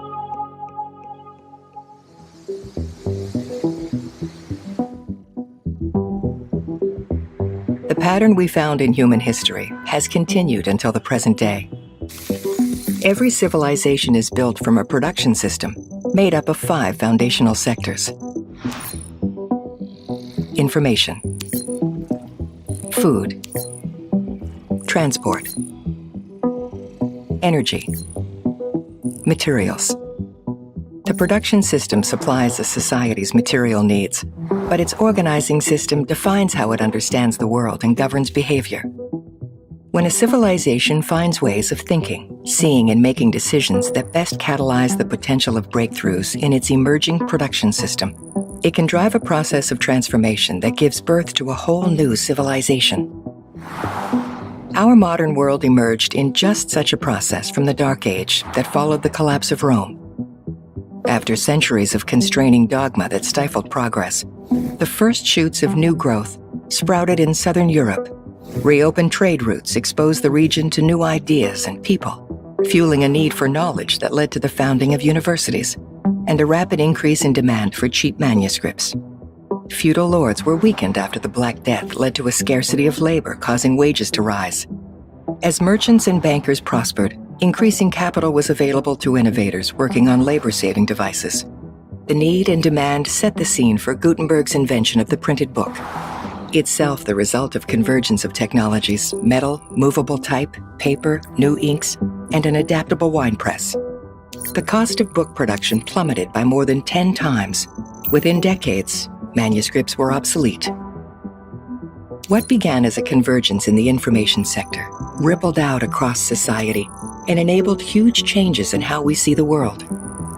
Opening a window for vast new possibilities, church and state lost control over information flows, paving way for the Reformation, the separation of church and state, and culminating in a scientific revolution and enlightenment. A new understanding of reality dovetailed with a belief in individual rights, underpinning the emergence of democracy. A new social contract where individuals controlled their own labor and free market capitalism. These new ideas for a new organizing system were a perfect fit to harness the new technologies. Their application accelerated convergence across the production system, catalyzing the Industrial Revolution, which saw all 5 foundational sectors transformed. This new industrial package, developed in the UK, Northern Europe, and then the US, outcompeted all others, rapidly expanding across the world through conquest and imitation. Despite all its stupendous achievements, our global industrial order, representing the pinnacle of the age of extraction, is on the edge of chaos, reaching its own limits, like every leading civilization that passed before it. Civilization now stands at the precipice. The signs of fragility and collapse are everywhere. In our environmental crisis, increasing inequality, currency debasement, escalating debt, social upheaval, and ideological polarization, all constricting our ability to adapt. So over the last 200 years, we've seen extraordinary technological improvements. But the way we organize our society, the mindsets that we use, have barely changed. The political systems, economic systems, social structures, and so on are almost identical. They co-evolved with industrial age technologies, and they're no longer appropriate to the system emerging. We're between two ages. In the 2020s, we're witnessing the dawn of the age of creation. It's a dramatically different production system.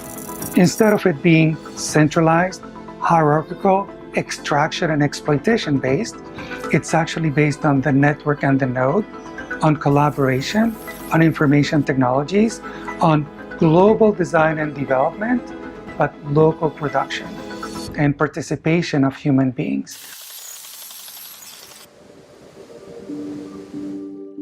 Just as technology convergence helped propel our ancestor civilizations into new epochs in history, today, incredible technologies across the 5 foundational sectors of the production system have opened a window into an unprecedented new possibility space. For the first time in history, we can see this convergence and recognize its implications. We need no new technologies, just continuing exponential improvement in cost and capabilities, driving rapid S-curve adoption. Together, they unveil a pathway to a whole new production system and the inevitable collapse of the old. Our ability to process and communicate information has already been transformed. The smartphone, combined with the cloud, AI, and the internet, has reshaped our lives from a world of centralized broadcasting, book publishing, newspapers, radio, and TV, to one where billions of producers and consumers can connect directly. Just as the printed book saw church and state lose control over information, today's information revolution proves how outmodeled are the centralized ways of managing society. The information revolution has rippled out and begun disrupting everything else: retail, dating, entertainment, banking, transport, materials, and food. Our food system is being transformed as we learn to make affordable, high-quality proteins and other molecules without the need to grow plants and animals. The DNA of a single soy plant or chicken will be enough to create an unlimited quantity of soy or chicken proteins. Our newfound ability to design and produce infinite organic compounds, like we design apps or videos, will likely distribute the power to engineer our own food cheaply, sweeping away the industrial dairy and meat industries. Information breakthroughs and a convergence of AI, robotics, nanotechnology, and precision biology mean we can now 3D print furniture, entire homes, and even human organs. Solar, wind, and battery power have converged to become cheaper than oil, gas, and coal. The cost of solar is becoming so low, declining costs will make fossil fuels obsolete within a decade, enabling us to affordably build a massive oversupply of energy. Zero-cost superpower, getting us through the darkest days of winter, electrifying everything and allowing everyone to generate, store, and sell electricity in the same way we exchange information. Transport as a service, where electric vehicles, ride-sharing, and AI are converging to make on-demand, electric, and then autonomous electric vehicles the norm, will permanently end the reign of individually owned polluting combustion engines. The costs will drop so far as to make transport effectively free.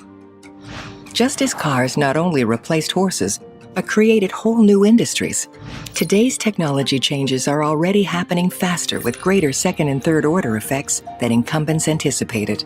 These sectors don't exist in isolation, they interact. That's why improvements to communications are transforming transport, changing how we work, shop, educate, and entertain ourselves. And yet, trapped by their tunnel vision, our leaders are blind to the possibilities. They see small-scale, incremental change. We see epic, cascading disruptions that can trigger a tsunami of change that will transform civilization. Where do we want this transformation to lead? That was mind-blowing, I have to say. And what's frightening is the rise and fall of previous civilizations over time. And we must act now to prevent those tragedies from happening again. We may hear more about it from Gerard Corcoran later on at our panel discussion. Next up, we have Mark Kane, the CEO of Recoleta. Mark provides expert guidance to companies who require a sustainability strategy for their technological and operational functions. Mark previously headed up the Global Information Solutions function at Mainstream Renewable Power, a pure-play renewable energy group with operations on 5 continents. Having led the first implementation of Microsoft's Smart Energy Reference Architecture worldwide, Mark subsequently led the 5-year Sustainable Digital Transformation. It's a program based on pure Microsoft Cloud ecosystem, which won the Global Award for Digital Strategy to Execution at the International Digital and Enterprise Architecture Awards in New York in 2019.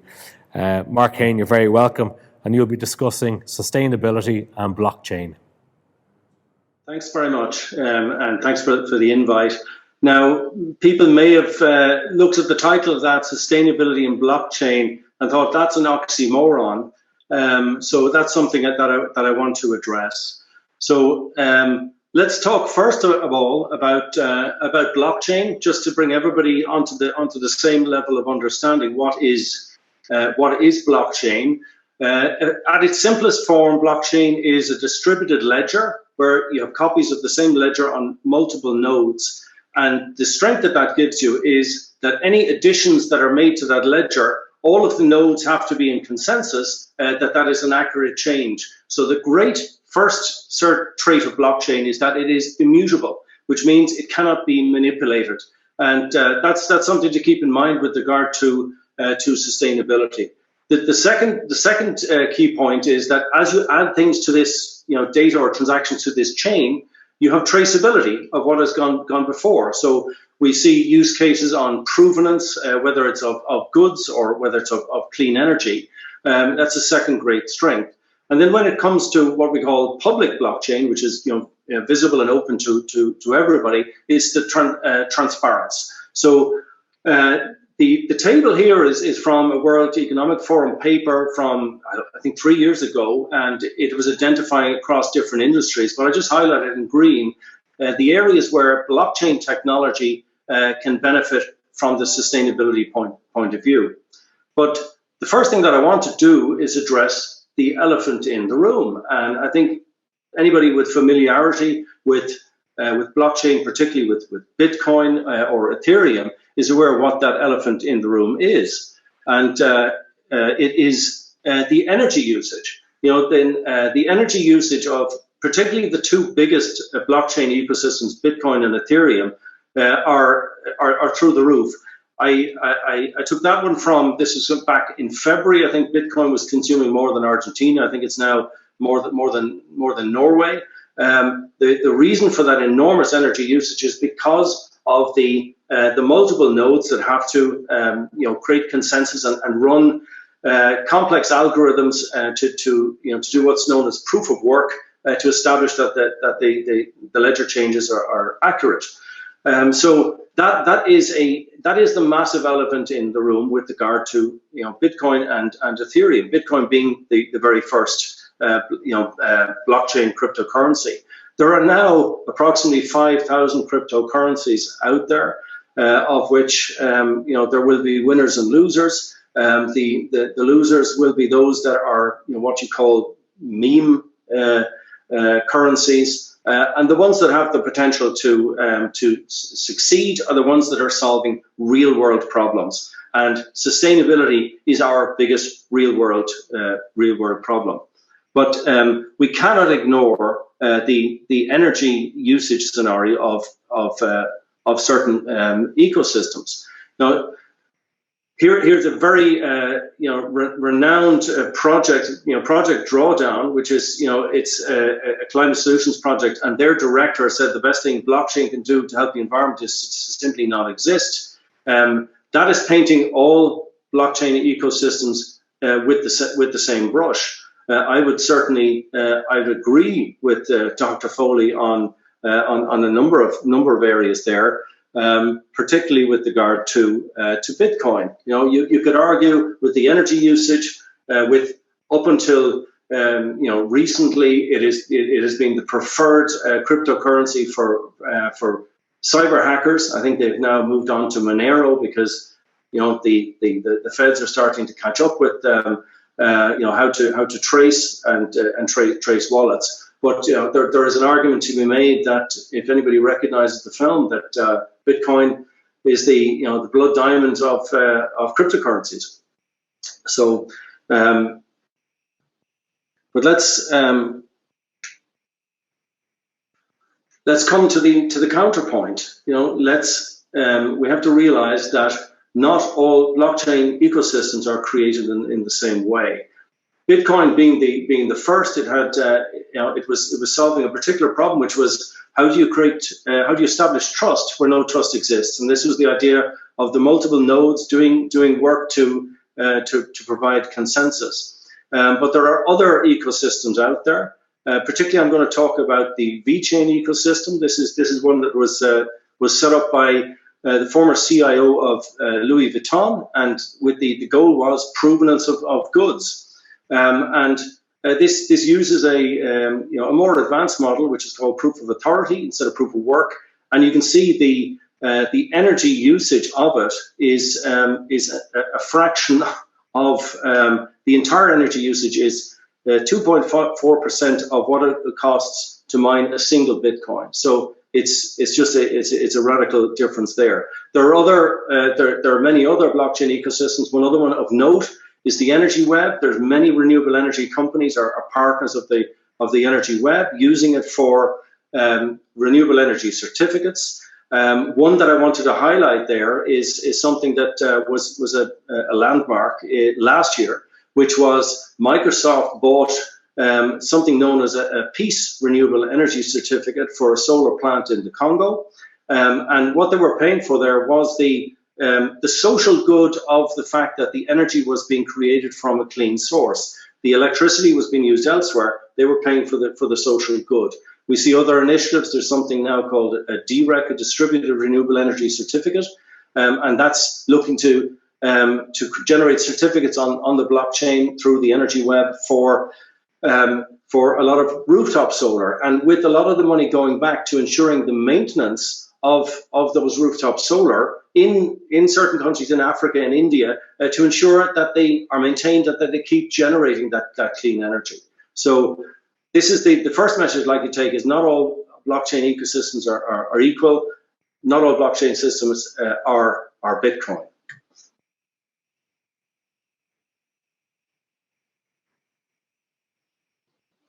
So particularly with regard to VeChain, to extend on its sustainability credentials. Oh, I think I pressed it twice there. Sorry.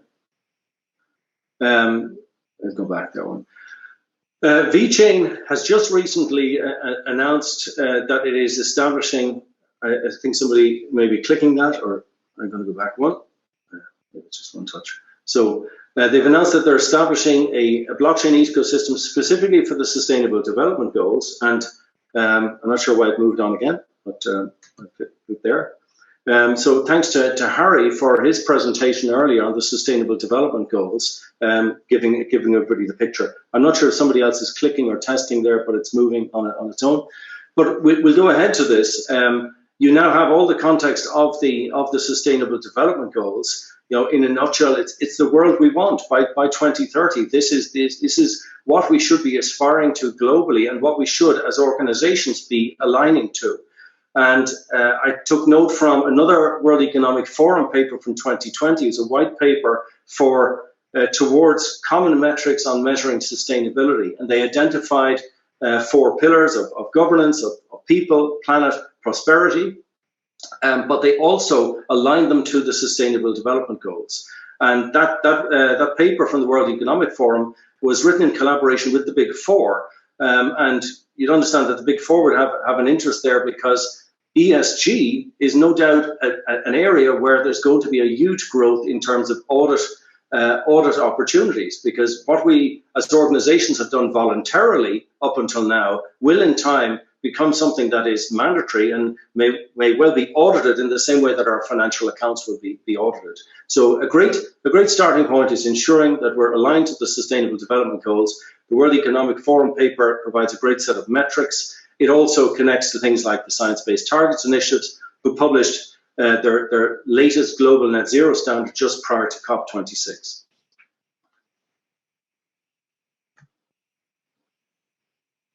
So the UN themselves, they see the promise of blockchain. They see it as a positive development. And well, what are some of the areas that we could address?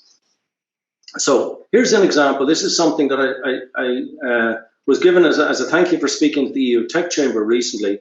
They issued me out this tree certificate to say they planted 10 trees for me in Africa. Now, that's very nice, but I have no way of verifying where they are, where those trees are, whether they're still there. Is there something that as an asset, a digital asset that I can hold on to? Now, if you take that up to a higher level, we have seen this with reports in the Guardian area this year talked about multiple airlines claiming carbon offsets for the same area of land in the Amazon.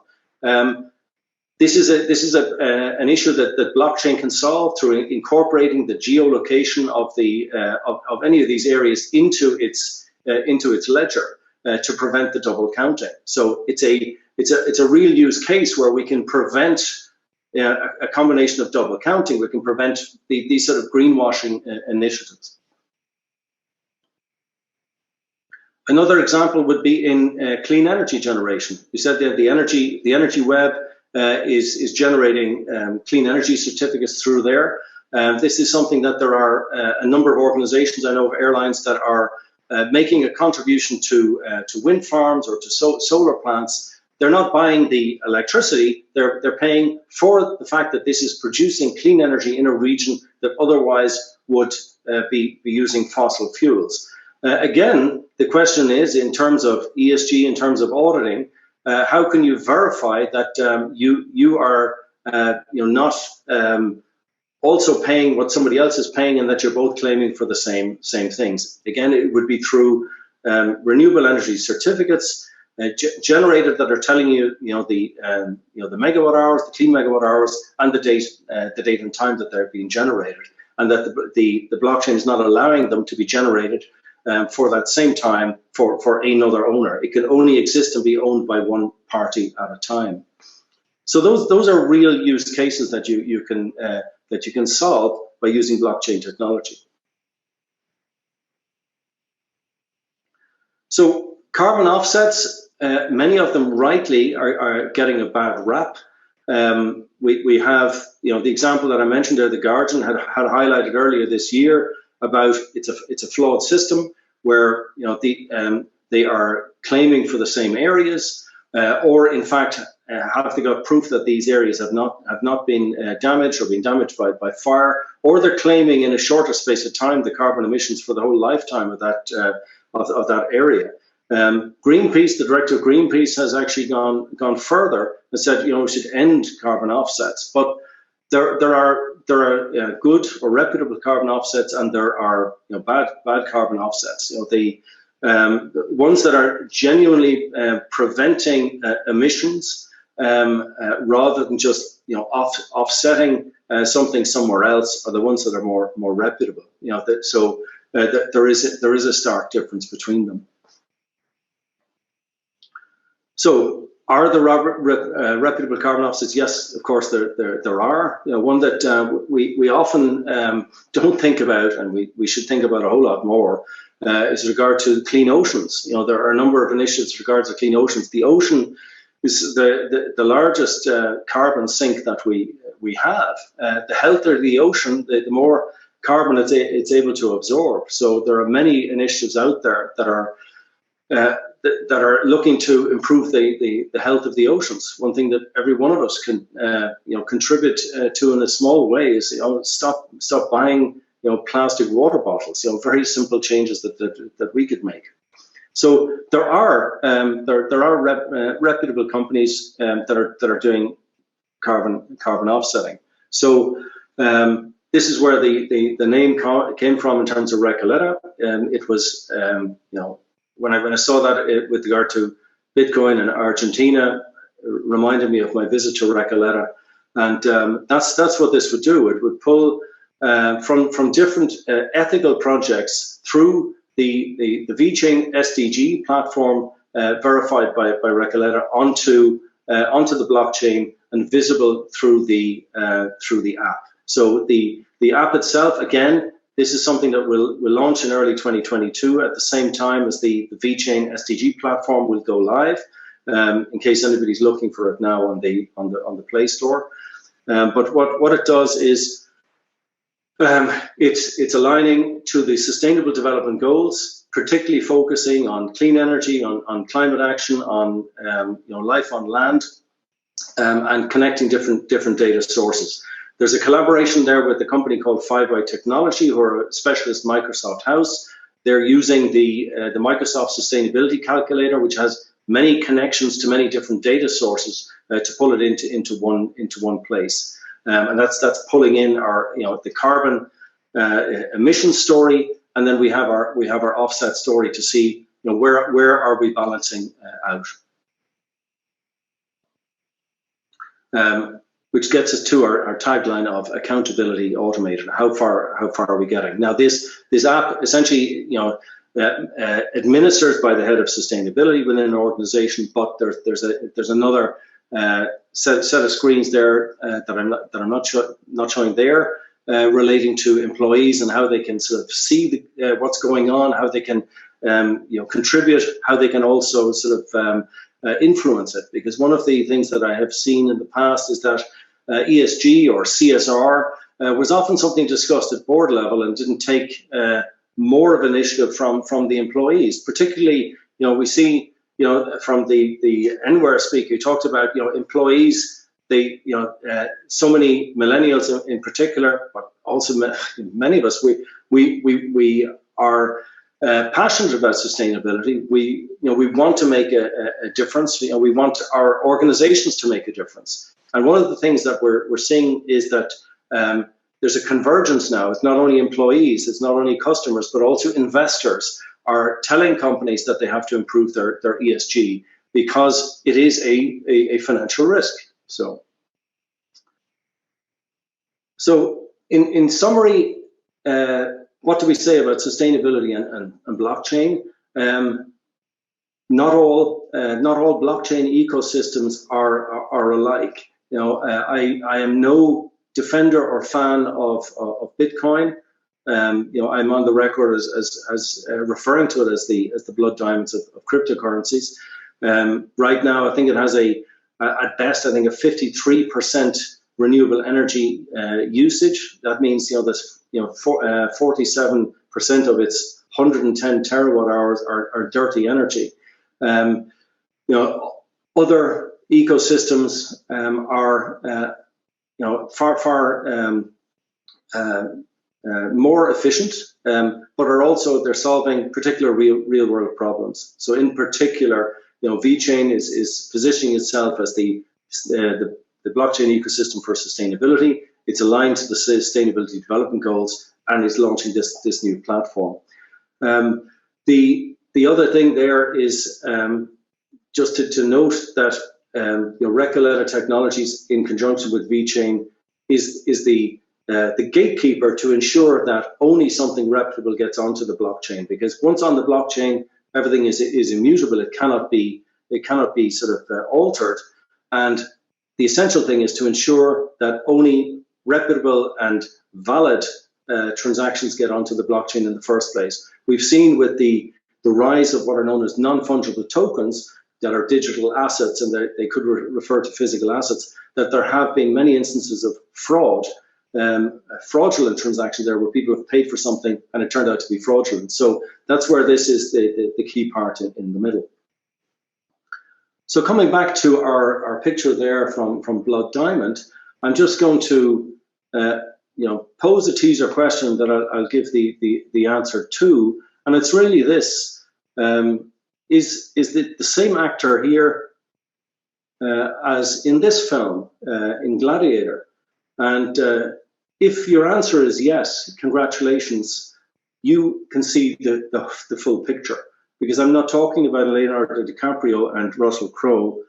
I'm actually talking about Hansu here, who was in both films. So it's all about seeing the full picture. Don't discount blockchain because of Bitcoin.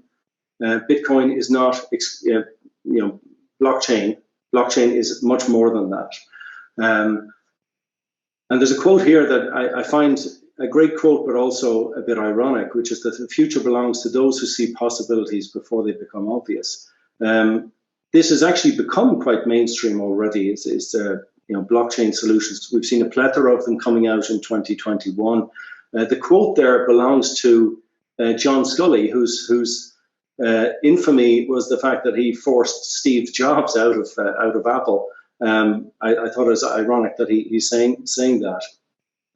But just to finish, consider blockchain as a way that it can really solve a lot of sustainability challenges. The other great area that it can address is that it can simplify the auditing of ESG initiatives, because instead of having to audit through multiple transactions, you can trust the transactions, and it's just the technology that gets audited. So I'll just leave you with a quote from I think Maximus from Gladiator to finish, and because sustainability is the single biggest transformation challenge that we all have to face, it's something that we cannot ignore. We cannot look to the leaders that we've seen not deliver at COP26. As organizations, as individuals, we all need to take charge and make changes ourselves, because, as Maximus said, what you do in life echoes in eternity. Thank you. Bitcoin using or requiring the same amount of power as Norway is clearly unsustainable. Thank you, Mark Kane, CEO Recoleta.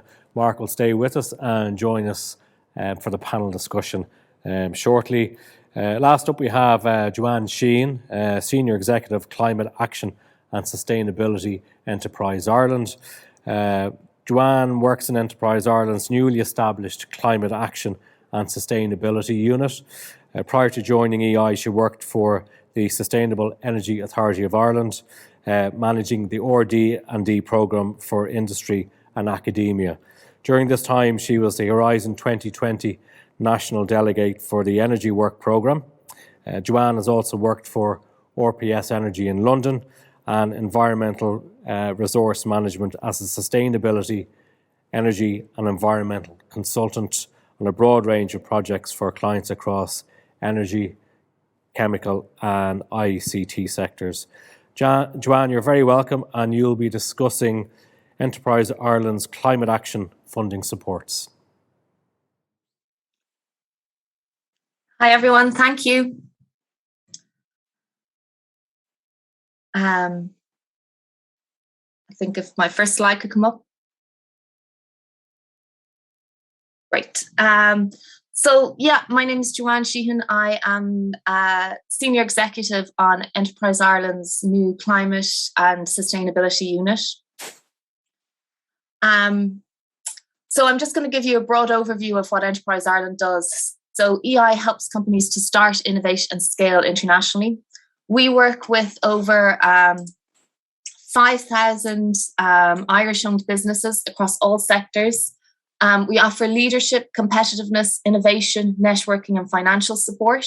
And we also deliver seed and venture capital schemes. Enterprise Ireland also works with a network of 31 local enterprise offices through our Centre of Excellence to support small and micro businesses around Ireland.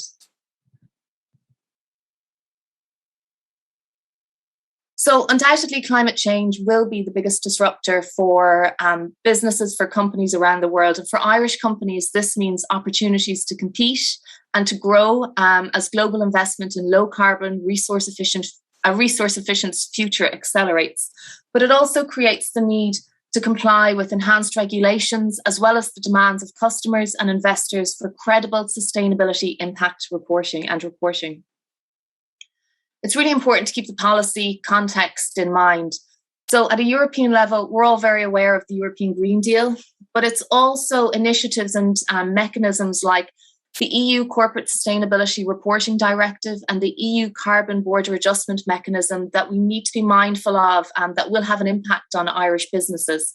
For example, CBAM aims to prevent shifting of demand away from products produced within EU to products produced in low, no carbon tax jurisdictions. And of course, the national policy context is important as well. And I guess at the top of that is the Climate Action Plan that was updated and released last week. But I suppose what we keep asking ourselves in Enterprise Ireland is, will this be enough to make businesses act? And what we're finding is the focus needs to continuously be on the business benefits to ensure that companies engage in this area. And they include significant acceleration in market demand for sustainable products and services, maximising opportunities in the low-carbon, resource-efficient economy of the future, and importantly, remaining highly competitive relative to international counterparts. Because what we're seeing is that Irish companies aren't necessarily at the same level as our European counterparts. For example, a recent EIB investment survey showed that Irish companies were the worst in the EU for investing in climate change. And we see that internally in Enterprise Ireland as well. So every year, Enterprise Ireland conducts an annual business review survey. In 2021, we surveyed 2,500 client companies. And two of the questions we asked were around climate action and climate response. So one question asked, how important is having a climate action response? And only 25% of companies came back to say it was very important. When we asked, have you developed a climate action response, only 22% of companies came back and said that they had. And I suppose this goes back to then, how do we drive this agenda and then make it important for our client companies? And really, it's the competitiveness piece that we're seeing as driving change. More and more of our companies are coming back and saying that the companies, the multinationals that they're supplying into, are now expecting, requiring, demanding that their suppliers have I suppose, credible sustainability credentials in place. So the likes of Waitrose, Danone, Unilever and Nestle all have significant sustainability ambitions and aims over the next 10, 20, 30 years. And they want to engage with suppliers who will meet those ambitions and support them as they go through this change. Again, we see it in the tender documents that are coming back from multinational companies that Irish companies are supplying into. For example, here, an NHS tender for ambulance conversions in the UK and a Disney supplier background questionnaire, all asking around environmental sustainability and environmental policy for potential suppliers. Sustainability is also a key driver for foreign direct investment into Ireland, undoubtedly. And key requirements include competitive energy costs and security of energy supply. So where do we see companies needing support, or where are we seeing companies needing support? Well, undoubtedly, there's an awareness and thought leadership challenge. Companies need to start planning a response now. That's the biggest challenge is just starting the process. Companies should be acting now on low-hanging fruit in relation to energy and water efficiency, and really looking to develop detailed sustainability business plans that integrate sustainability into future company strategy. And there needs to be targeted and increased financial supports, and there needs to be a focus within the company on collaboration with stakeholders, beyond suppliers, customers and researchers, also to working with competitors to understand what opportunities are out there and make the most of them. And of course, there needs to be engagement with not only Scope 1 and Scope 2 emissions, but also Scope 3 emissions need to be considered by our client companies. Oh, sorry now. So just in relation to those Scope 3 emissions, I suppose in relation to Scope 3 emissions, their targets will increase supply chain pressure undoubtedly globally, and that will have an impact on Irish companies. What does a company transformation journey look like? Again, going back to Scope 3 emissions, it's addressing the full scope of company emissions. And we know with Scope 3, it's a much more complicated, convoluted and a significant undertaking for a company to really start to engage with bringing down their Scope 3 emissions as much as possible. What does a company transformation journey look like? Again, it's commitment and vision of management. There needs to be the ambition to form a team within the organization. Gathering data and setting up systems to profile resources is absolutely key. Creating action plans across the business, and then ensuring that there's a monitoring and a review process of those actions. Sustainability needs to be brought into the company strategy and really viewed as an opportunity. It is a challenge, but there are huge opportunities in this area for companies. There needs to be an openness generally with partnering with others, including industries, suppliers, technology centres, and also an openness in relation to communicating results and a transparency both internally and externally based on external verification of what the company is doing in relation to sustainability. Now I'm going to talk a little bit about the Climate Enterprise Action Fund, which was launched earlier this year in Enterprise Ireland. The CEF, Climate Enterprise Action Fund, consists of 4 different supports: the Climate Action Voucher, Green Start, Green Plus, and Green for Micro.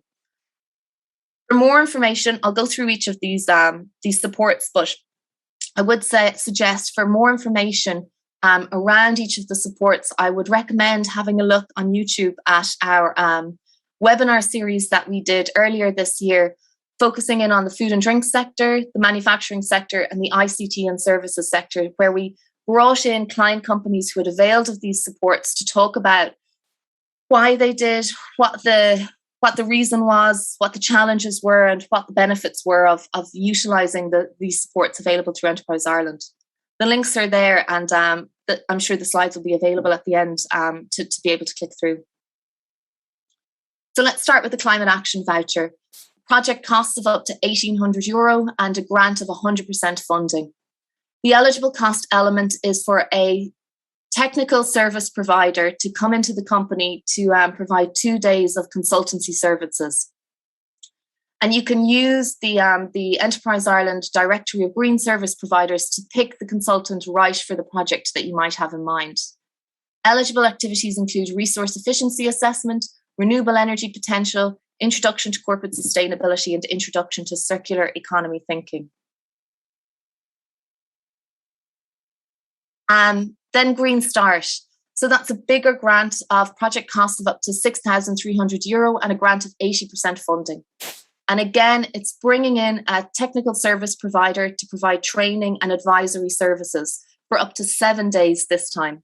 And that person, that expert, can assist with the preparation of a very basic environmental energy, carbon, water management system.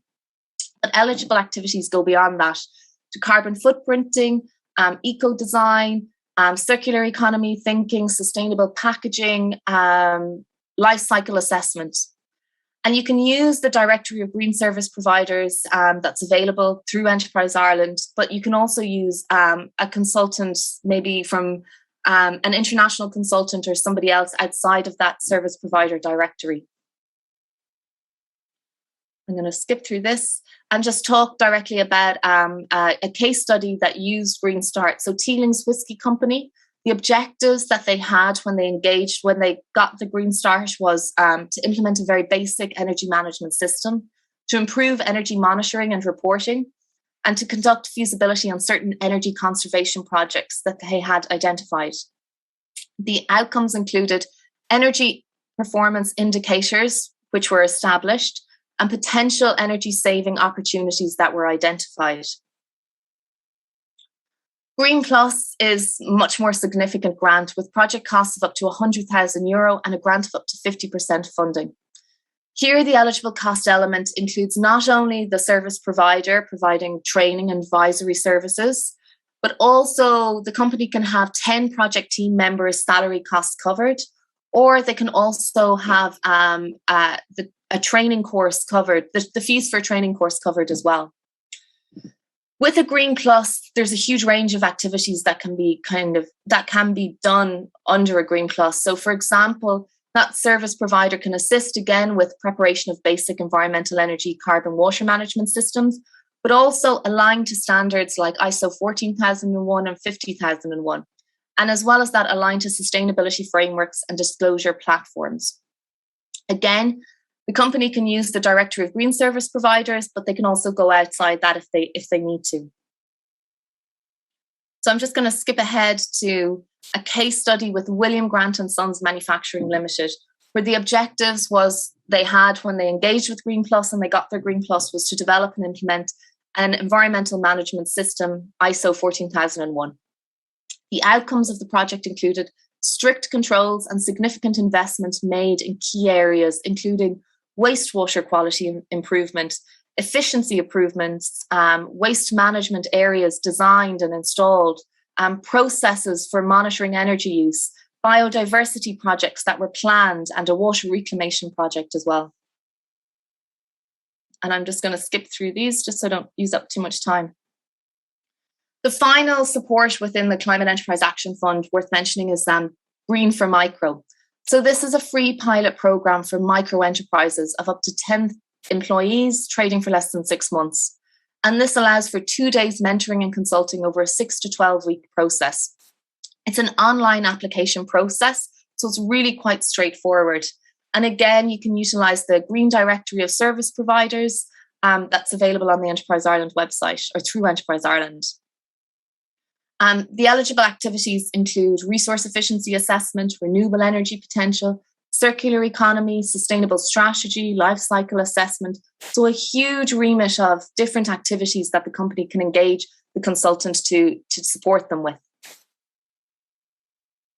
I've mentioned a couple of times the Enterprise Ireland Green Directory. We have a directory of about 70 service providers and consultants who have a deep and broad expertise across all of the different areas that can be covered with any of those supports. You can access the Green Directory on the Enterprise Ireland website, but also for consultants and companies who might be interested in joining the directory, you can do that by contacting our green mailbox, green@enterpriseireland.com. So just to give you an idea of how clients are engaging with these supports. So over the last year, we've seen a real diversity of client needs, particularly with Green Start and Green Plus, which in 2019, 2020 was still quite focused on the energy piece. But now what we're seeing is companies engaging with waste, water, carbon footprinting, communications, environmental management, and specifically really looking to develop sustainability strategies within their organization. With the Climate Action Voucher, again, energy is still the first area that companies are engaging with, but also looking more at renewable energy potential, sustainability strategy and decarbonisation planning, and water and materials and waste as well.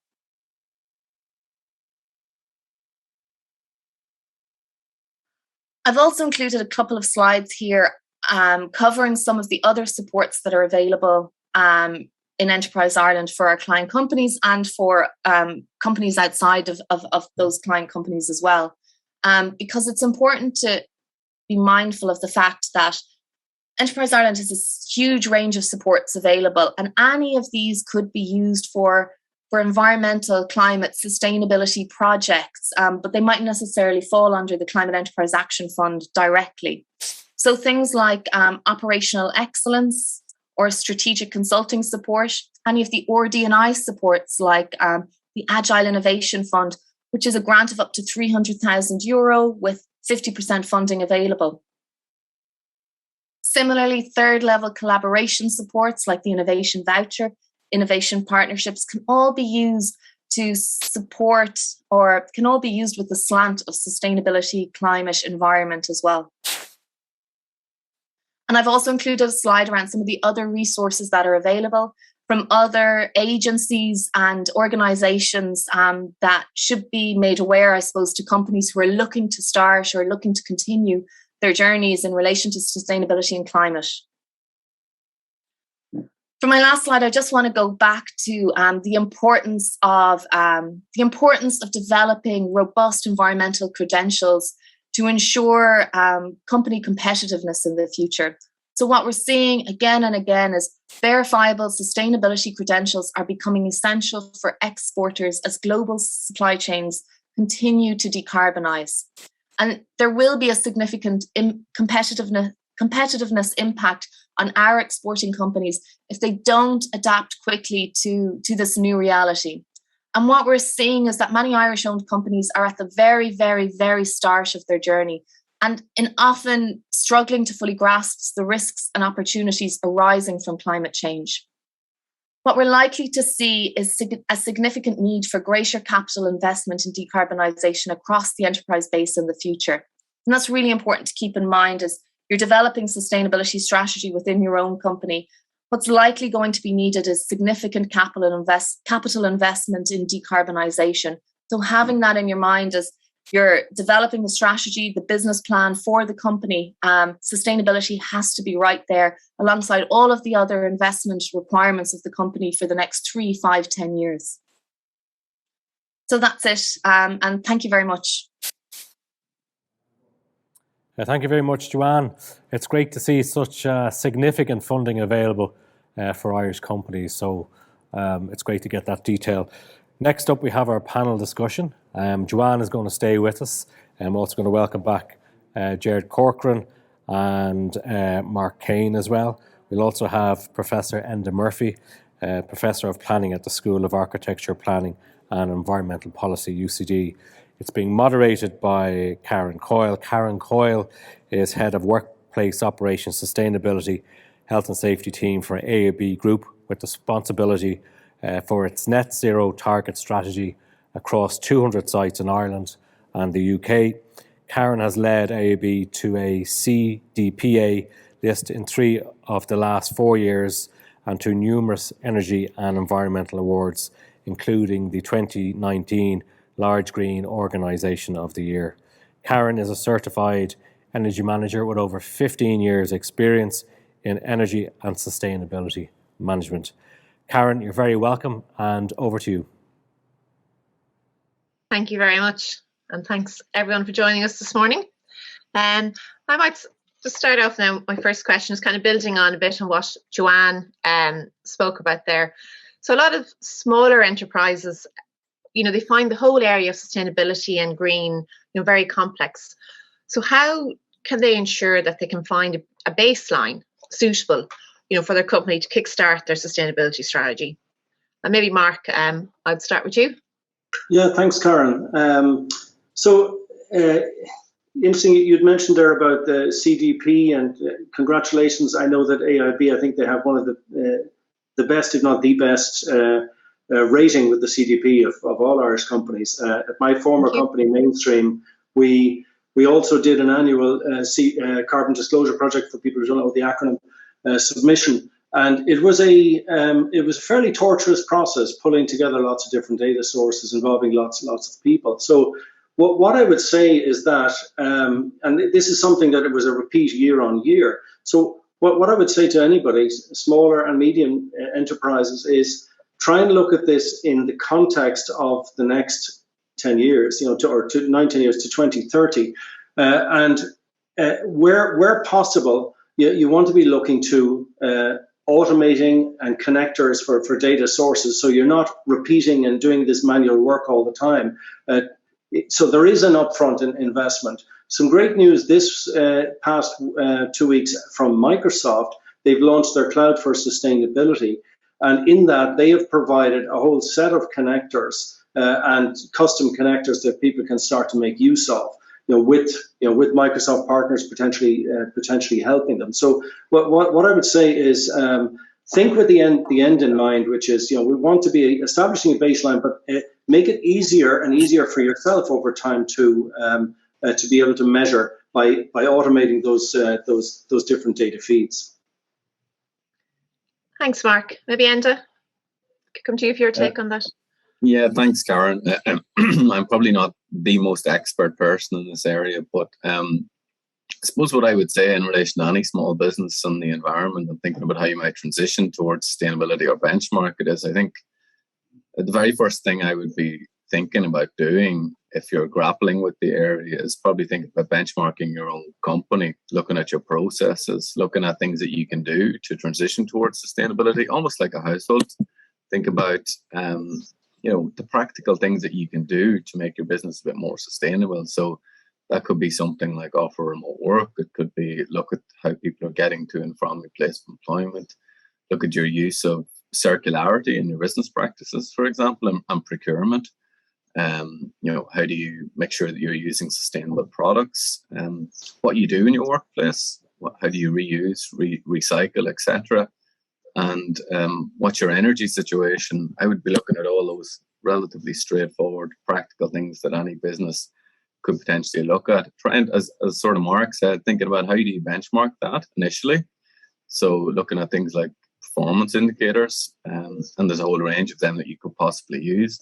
But thinking about what are the right performance indicators for you, for your business, and thinking about where are you now, and maybe looking again in a few years' time, and in a few years' time again at how those indicators have changed with practices that you might have changed in your business to transition towards sustainability. So I think that would be a really good first step for businesses that are particularly grappling with this area as a relatively new concept. That's just some practical ideas. Great. Thanks, Enda. And Joanne, maybe come to you for that question. Maybe you could touch a bit more on that green for micro for micro SMEs that you referred to in your previous presentation. Yeah, so I would say absolutely engage with Enterprise Ireland. That's what we're here for, whether it be something like the Climate Action Voucher or Green for Micro. If you don't know where to start, and that's more often the case, the challenge for companies that we're seeing, they don't know where to start. It's all a bit overwhelming. There's so many other priorities that need to be kind of concentrated on. With something like the Climate Action Voucher or Green for Micro, it's a really easy online application process. You can be approved within a day, within 24 hours, and that will bring somebody into your company to sit down with yourself, maybe if there's an energy manager, maybe somebody else engaged in the organization in this area, to actually kind of put a plan in place and to really start to think through maybe what the first steps for you might be. Whether that be looking at energy efficiency, whether that be looking at water, maybe something as simple as changing the lighting in your office, whatever that might be. There's a big opportunity there to bring somebody with the expertise in who's used to dealing with smaller companies who mightn't have even started on this journey yet, and who can give you some real quick wins in relation to sustainability, climate, the environment, all of those things. Brilliant. Great. Thanks, Joanne. Gerard, have you? Yes, so for SMEs, I think there are several areas. Just mobility, which is cars, and anyone, I would say, look at their fleets or thinking about transition to EVs and eventually sharing fleets, transport as a service. Recently, we pioneered in the Sandefjord Business District the cargo bikes, so that's a good solution for last mile. In terms of energy, under the government's climate plan, there's 28 billion allocated to turnkey retrofit or to retrofit buildings, so they should be looking at their premises, both commercial premises and domestic premises, starting the retrofit journey, looking at solar, looking at perhaps wind, looking at their energy providers, making sure that they have a green seal, and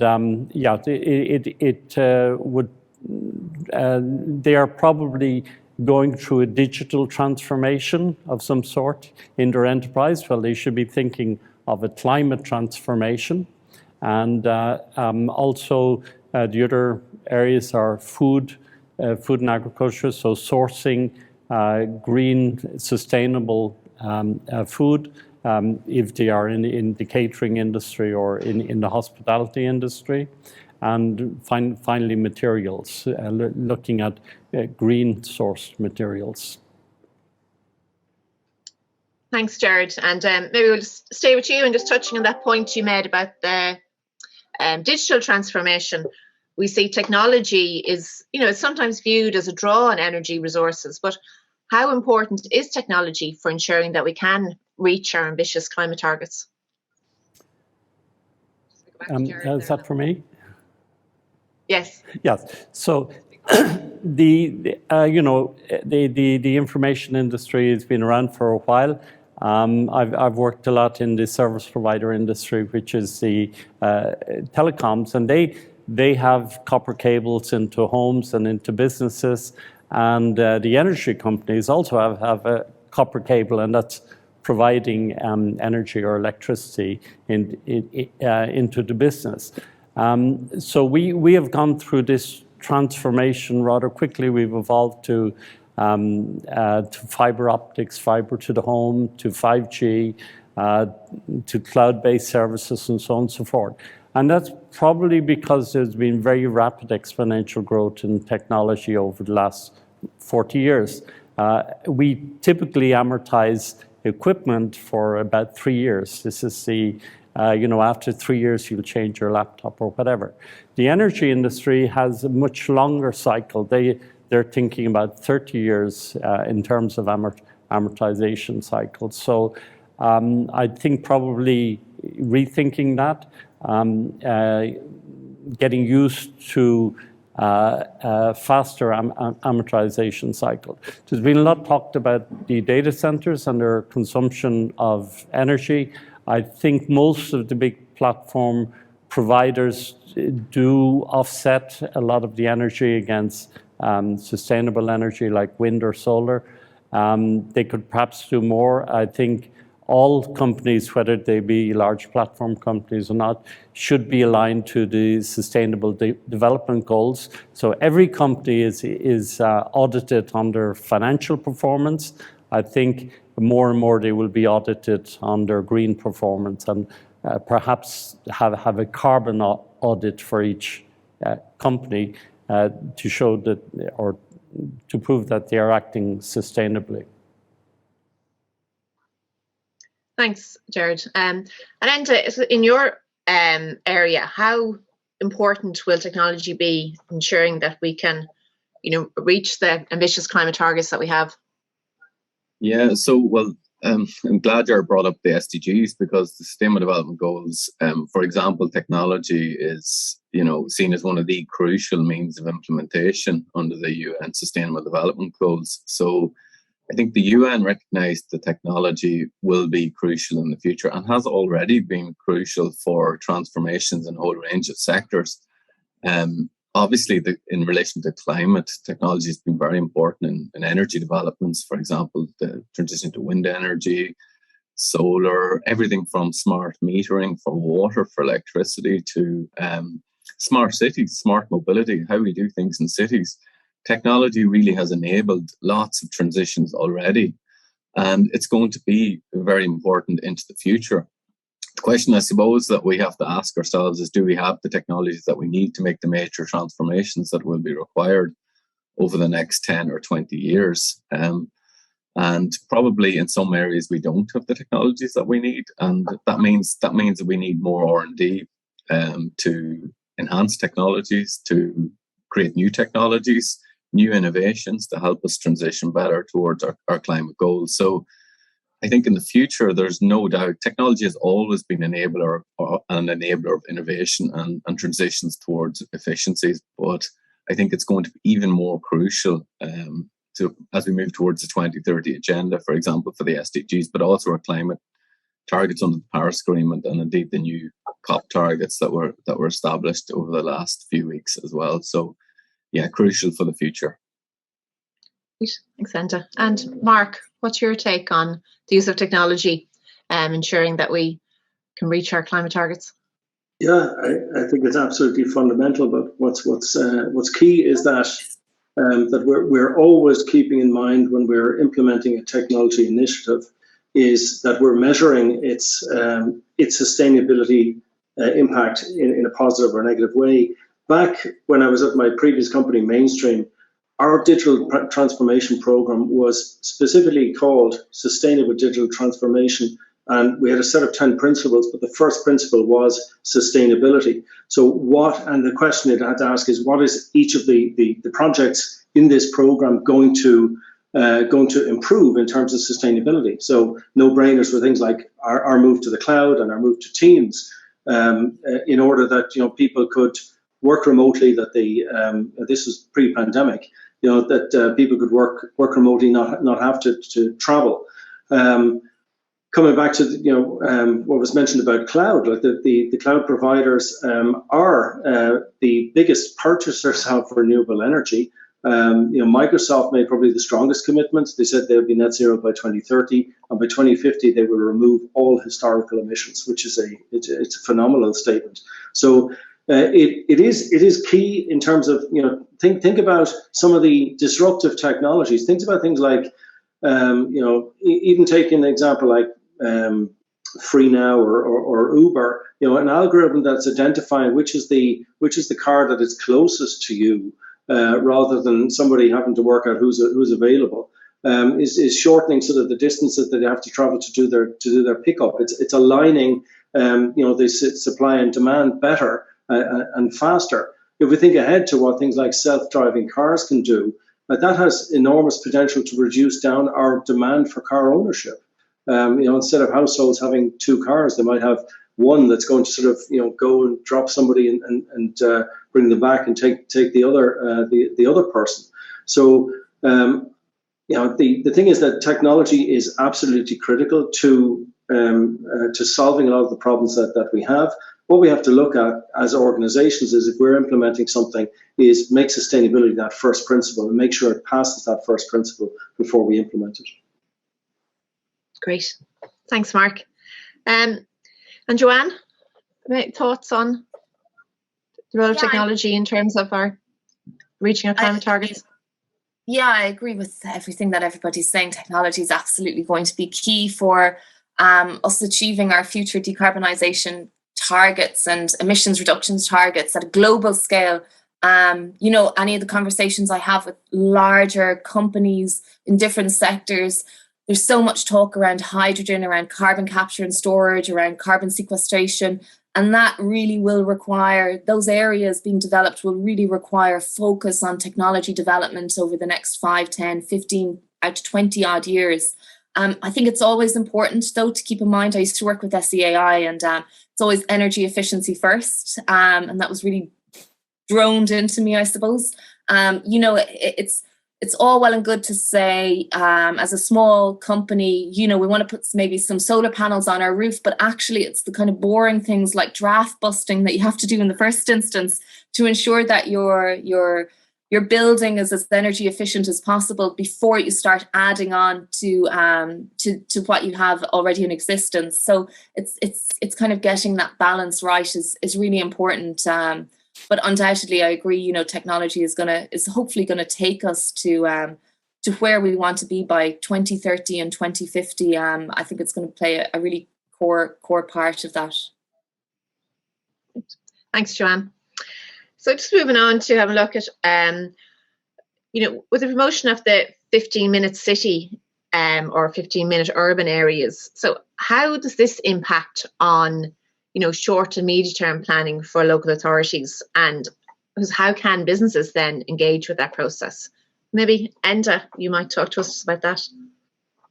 Yeah, so for those of you who don't know about the 15-minute city concept, it's really a concept that has gained a lot of traction since the pandemic, I suppose. And the key concepts around 15-minute city are that we should create essentially mixed-use neighbourhoods and communities that are where essentially proximity and walkability are kind of key principles in their development, so that we should be able to access a whole range of things that we do on day-to-day living, such as go to work, go to the shops for groceries, go to healthcare, go to education, etc., within either a 15-minute walk or cycle of where we live.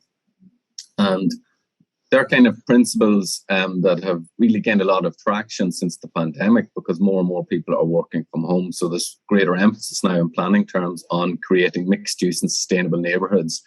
So when we're thinking about the 15-minute city, it's not really that we think of Dublin as 15-minute city in and of itself. It's more that we think of sustainable neighbourhoods within the city. So, for example, within the polycentric nature of Dublin, so that we have sustainable Lucan, we have sustainable Tala, we have a 15-minute Tala, 15-minute Lucan, Clondalkin, etc., 15-minute Greystones if you're from somewhere like there. So that we have these 15-minute neighbourhoods which comprise ultimately the wider city. And I think that it's an interesting concept, but the principles are not new, I would say that. Those principles around walkability and proximity are not really new in planning terms. But certainly the concept is being repackaged in a way that's appealing, certainly to local authorities. And I think it will be crucial for the future. What remains to be seen really is how behaviour will change as a result of the pandemic, and particularly to what extent remote working will become a more permanent feature of how we live. If that's the case, certainly we need to transition more towards the 15-minute city. We need to have more mixed-use communities. So we don't just have communities that are focused on housing with a few services, that we have communities that have a whole range of uses. And that will require planners to rethink a little bit, certainly in terms of how they apply their principles in the short term, and be a bit more agile, certainly in relation to how they plan and develop neighbourhoods. For businesses, I think there's lots of ways they can engage. I mean, businesses are key stakeholders in the development of neighbourhoods and communities. They're absolutely crucial. They often support a lot of developments, a lot of innovations in local communities. And they're a key part of the mobility patterns of local communities, of how people interact in their communities and so on.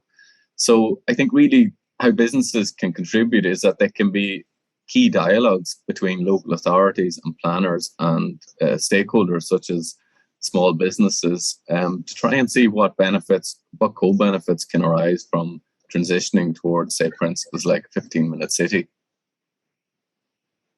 Thanks, Enda. Gerard, would you like to give us your take from the point of view of the Sandyford Business District? Yes, well, I think it was Professor Carlos Moreno of the Sorbonne who first wrote the book on the 15-minute city, and it was Anne Hidalgo, the mayor of Paris, who adopted it and said that Paris is going to be a 15-minute city. And this is incredible leadership shown by a political leader. And I think the progressive cities in Europe, Barcelona, Amsterdam, Copenhagen, Vienna and so on and so forth have also adopted. To take an example, Barcelona has one of the highest densities of housing in the world, but it's all beautiful housing. It's developed in regular blocks, and they've created the notion of super block, which is pedestrianized, and it's a very sustainable way of developing housing and local commerce. I think Ireland has the second least density of housing in the world after Mauritius, and this is causing spread and it's inhibiting us in achieving this. So we need higher density. We also, I've been involved in the smart city programs in Amsterdam, Paris, and Barcelona. There's an organization called the COP40, which is led by mayors. 100 of the top cities in Europe are members. Ireland doesn't have a member. So again, these are mayors who have committed to carbon reduction. They've also implemented, as I mentioned earlier, an auditing scheme. So the city is audited based on its carbon consumption, and they have carbon budgets. So I think it would be great if Ireland could implement this, and maybe Dublin could implement it. I think Dublin has made great progress in smart cities. They have a person allocated to that. I think Jamie has done a great job as the smart cities are. I think we need a czar to handle climate change for cities with real power and real budgets. Yeah, so I think there's a lot to do, and I think this afternoon there's a session on small giants, which are small and medium cities. You don't have to be a mega city. You can do this with cities from 30,000 to 100,000. So there's a lot of potential, but it needs very strong political leadership, and we need people like Anne Hildegoe who take the the political risk, or it's not really a risk because everyone knows now that this is the way to go, and we need strong leadership in this area.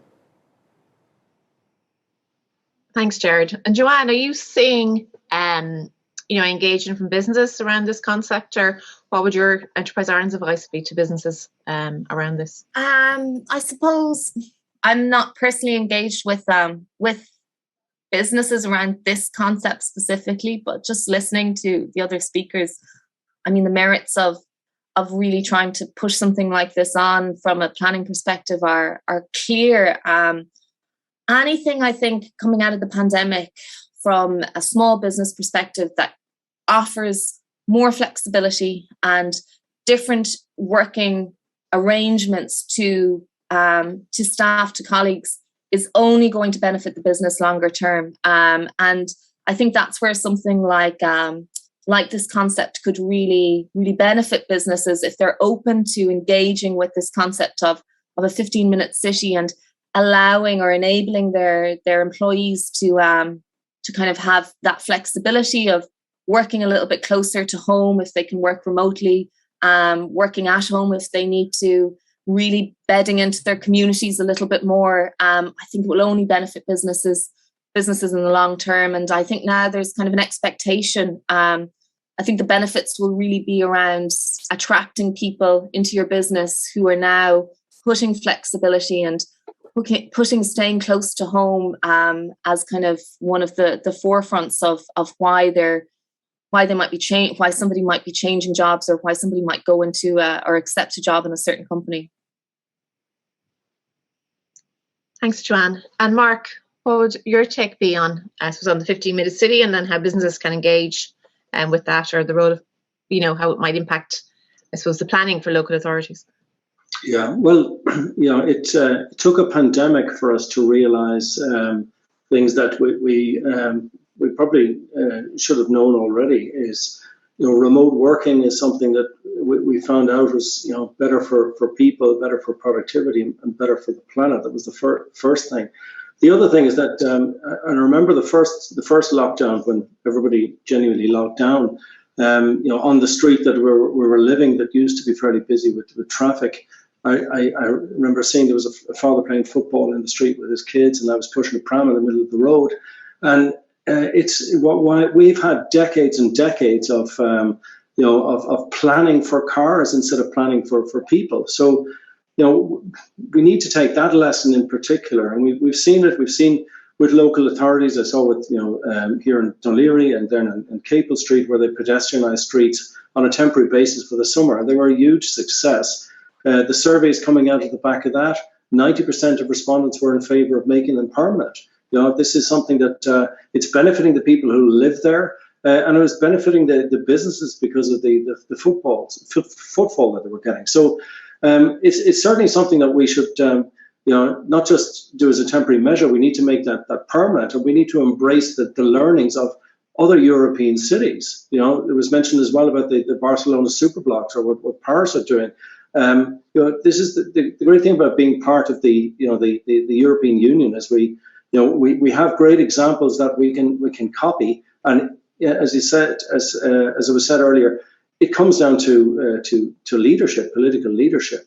We have to challenge the idea that cities are for cars. They're not. They should be for people. They should be for the people that are living there. And I also think we should, from the first speaker this morning, we need to get Angus and his team over to Dublin and having greening the grey over here. That's just been my take on it. Thanks, Mark. So obviously last week, or the previous 2 weeks, we had the COP26 discussions, and there was, I suppose, some disappointment in the deal that was finally reached at the weekend, by the various leaders around the world. But how important, is it that individuals and companies alike would play their part, in protecting their local environments? And, if it's advice to some companies starting today, what should their priorities be? Maybe get from each of you. Maybe Mark, just come back to you on that. Sure. Yeah. COP26 was disappointing. I'm not sure if anyone's called COP out 26, but it is. I think what stood out for me was the comment that Greta Thunberg made when she was speaking to the crowd, saying, that's not leadership in there, that's leadership out here. And we've two options as individuals and as companies. We can either despair and just say, still with no solutions, or we can take action ourselves, and that's the path to take. That we can all do things individually, and we can all do things as organizations. And as was said earlier, particularly for small businesses, you can think in terms of your small business the way you might in terms of your household. Have you switched to green electricity? Have you said, right, cargo bike or electric car or solar panels? There's a lot of things that can be done there in terms of reducing our consumption of dirty energy for a start. If you have, as we saw Mary Robinson calling out 5 countries in particular, which one was Saudi Arabia, how do you feel if you're going and fueling up your car? You're perpetuating that. Let's stop the consumption of fossil fuels ourselves. A huge one again. I know it's a longer thing for companies to transition their fleets, but what they can do is they can help their employees to have more sustainable commutes. Again, the biggest, the most sustainable of all is the zero commute. So allow people to continue to work from home. It's something that is proven that it works. It also says an awful lot about an organization when they trust their people to work from home.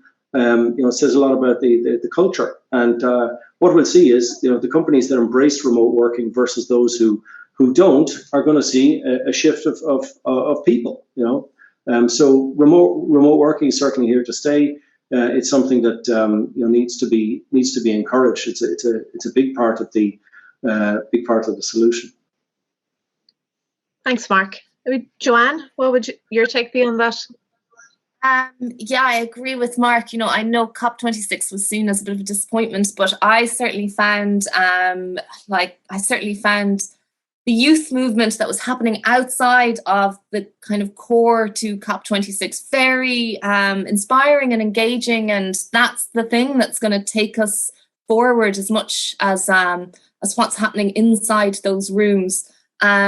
I suppose going back to my slides, I mentioned around the policy piece and how important that is to keep in mind and to keep that context. But what we're finding with our client companies and SMEs particularly is that's not enough to kind of push them into engaging with sustainability, climate, environment, all of these different areas.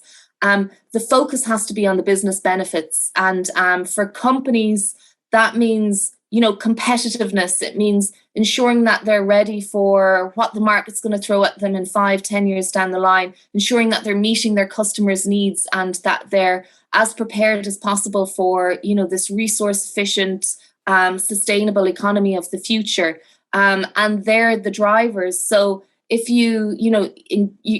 a company engaging in this area, it's to the benefit of their local. It's to the benefit of their local community and their local environment, absolutely. But it's their own survival as well. So focusing as much as possible on that, I think, is really important. And I guess I hope that kind of covers it. Thanks, Joanne.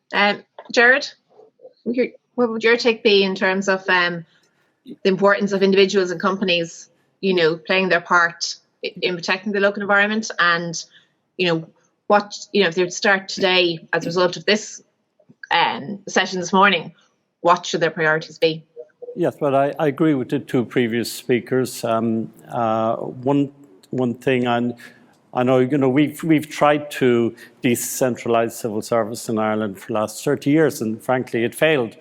But then along came COVID, and suddenly everyone was working from home or for rural areas. And probably next year, I think the government said that up to 30% of civil service could work remotely.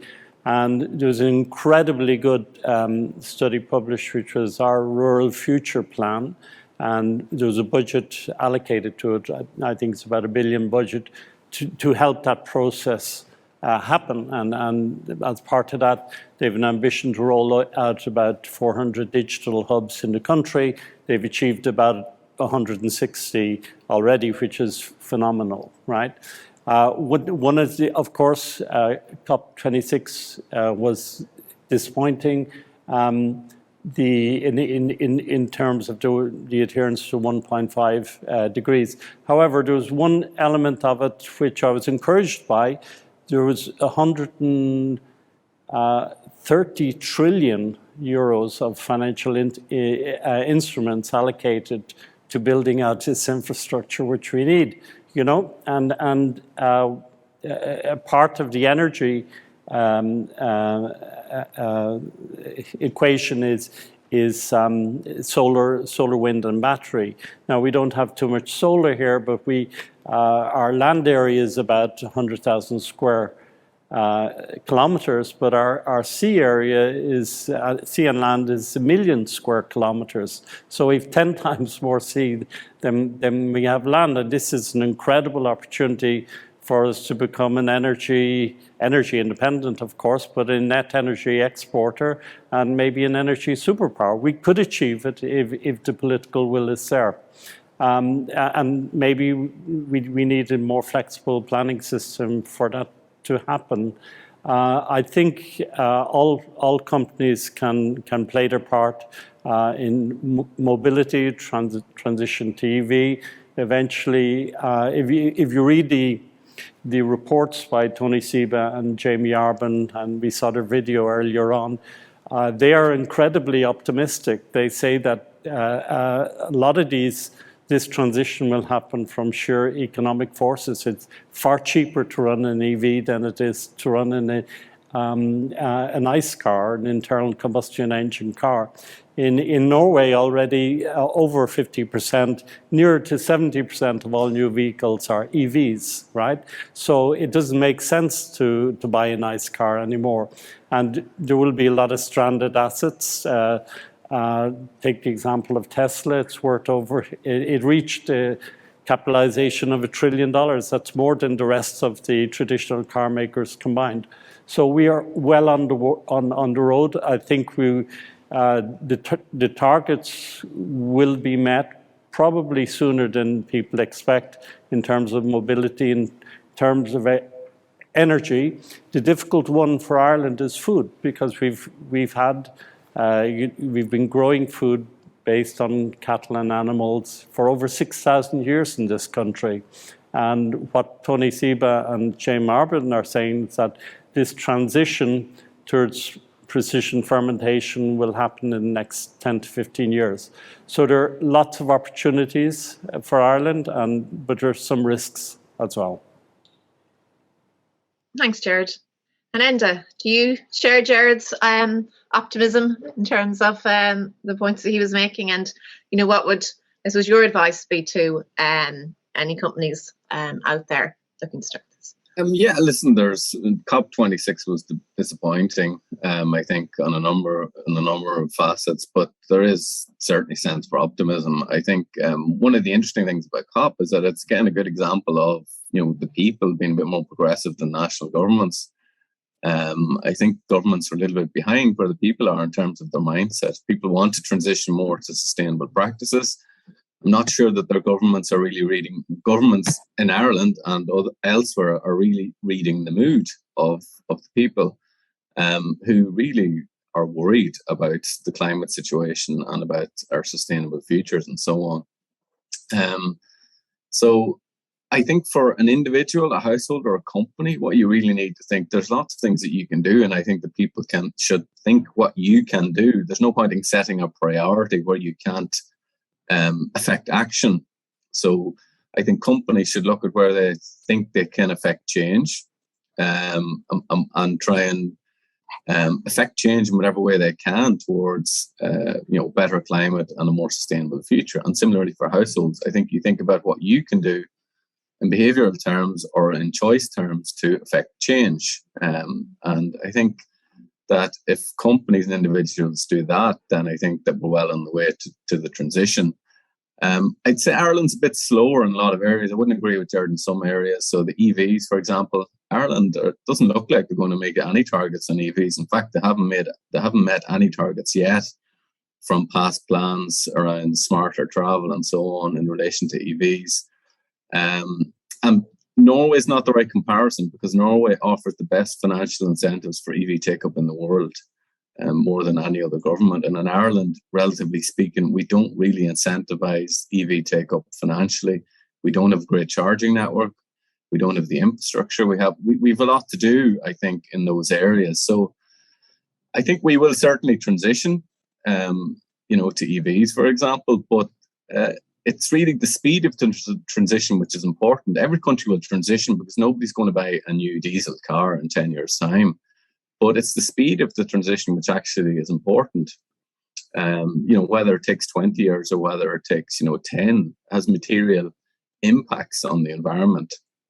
And I think that really we need to think about how we can speed up transformations in a whole range of areas. So that's the energy sector in mobility terms, across the transport network and in households as well. So I think that we need to think about speeds of transition as opposed to just whether or not we transition, because we will transition, but it needs to be done relatively quickly and with a degree of urgency. I think that's the key point that I think that we all need to think about as a household or as a business. Thanks, Enda. Yes, I think that, just go back to one of your points there.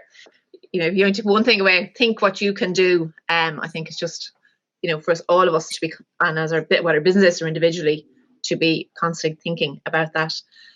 So thank you very much, everyone, for joining us. So thanks, Mark. Thanks, Enda, Joanne, and Gerard. And so on, I'll hand you back over.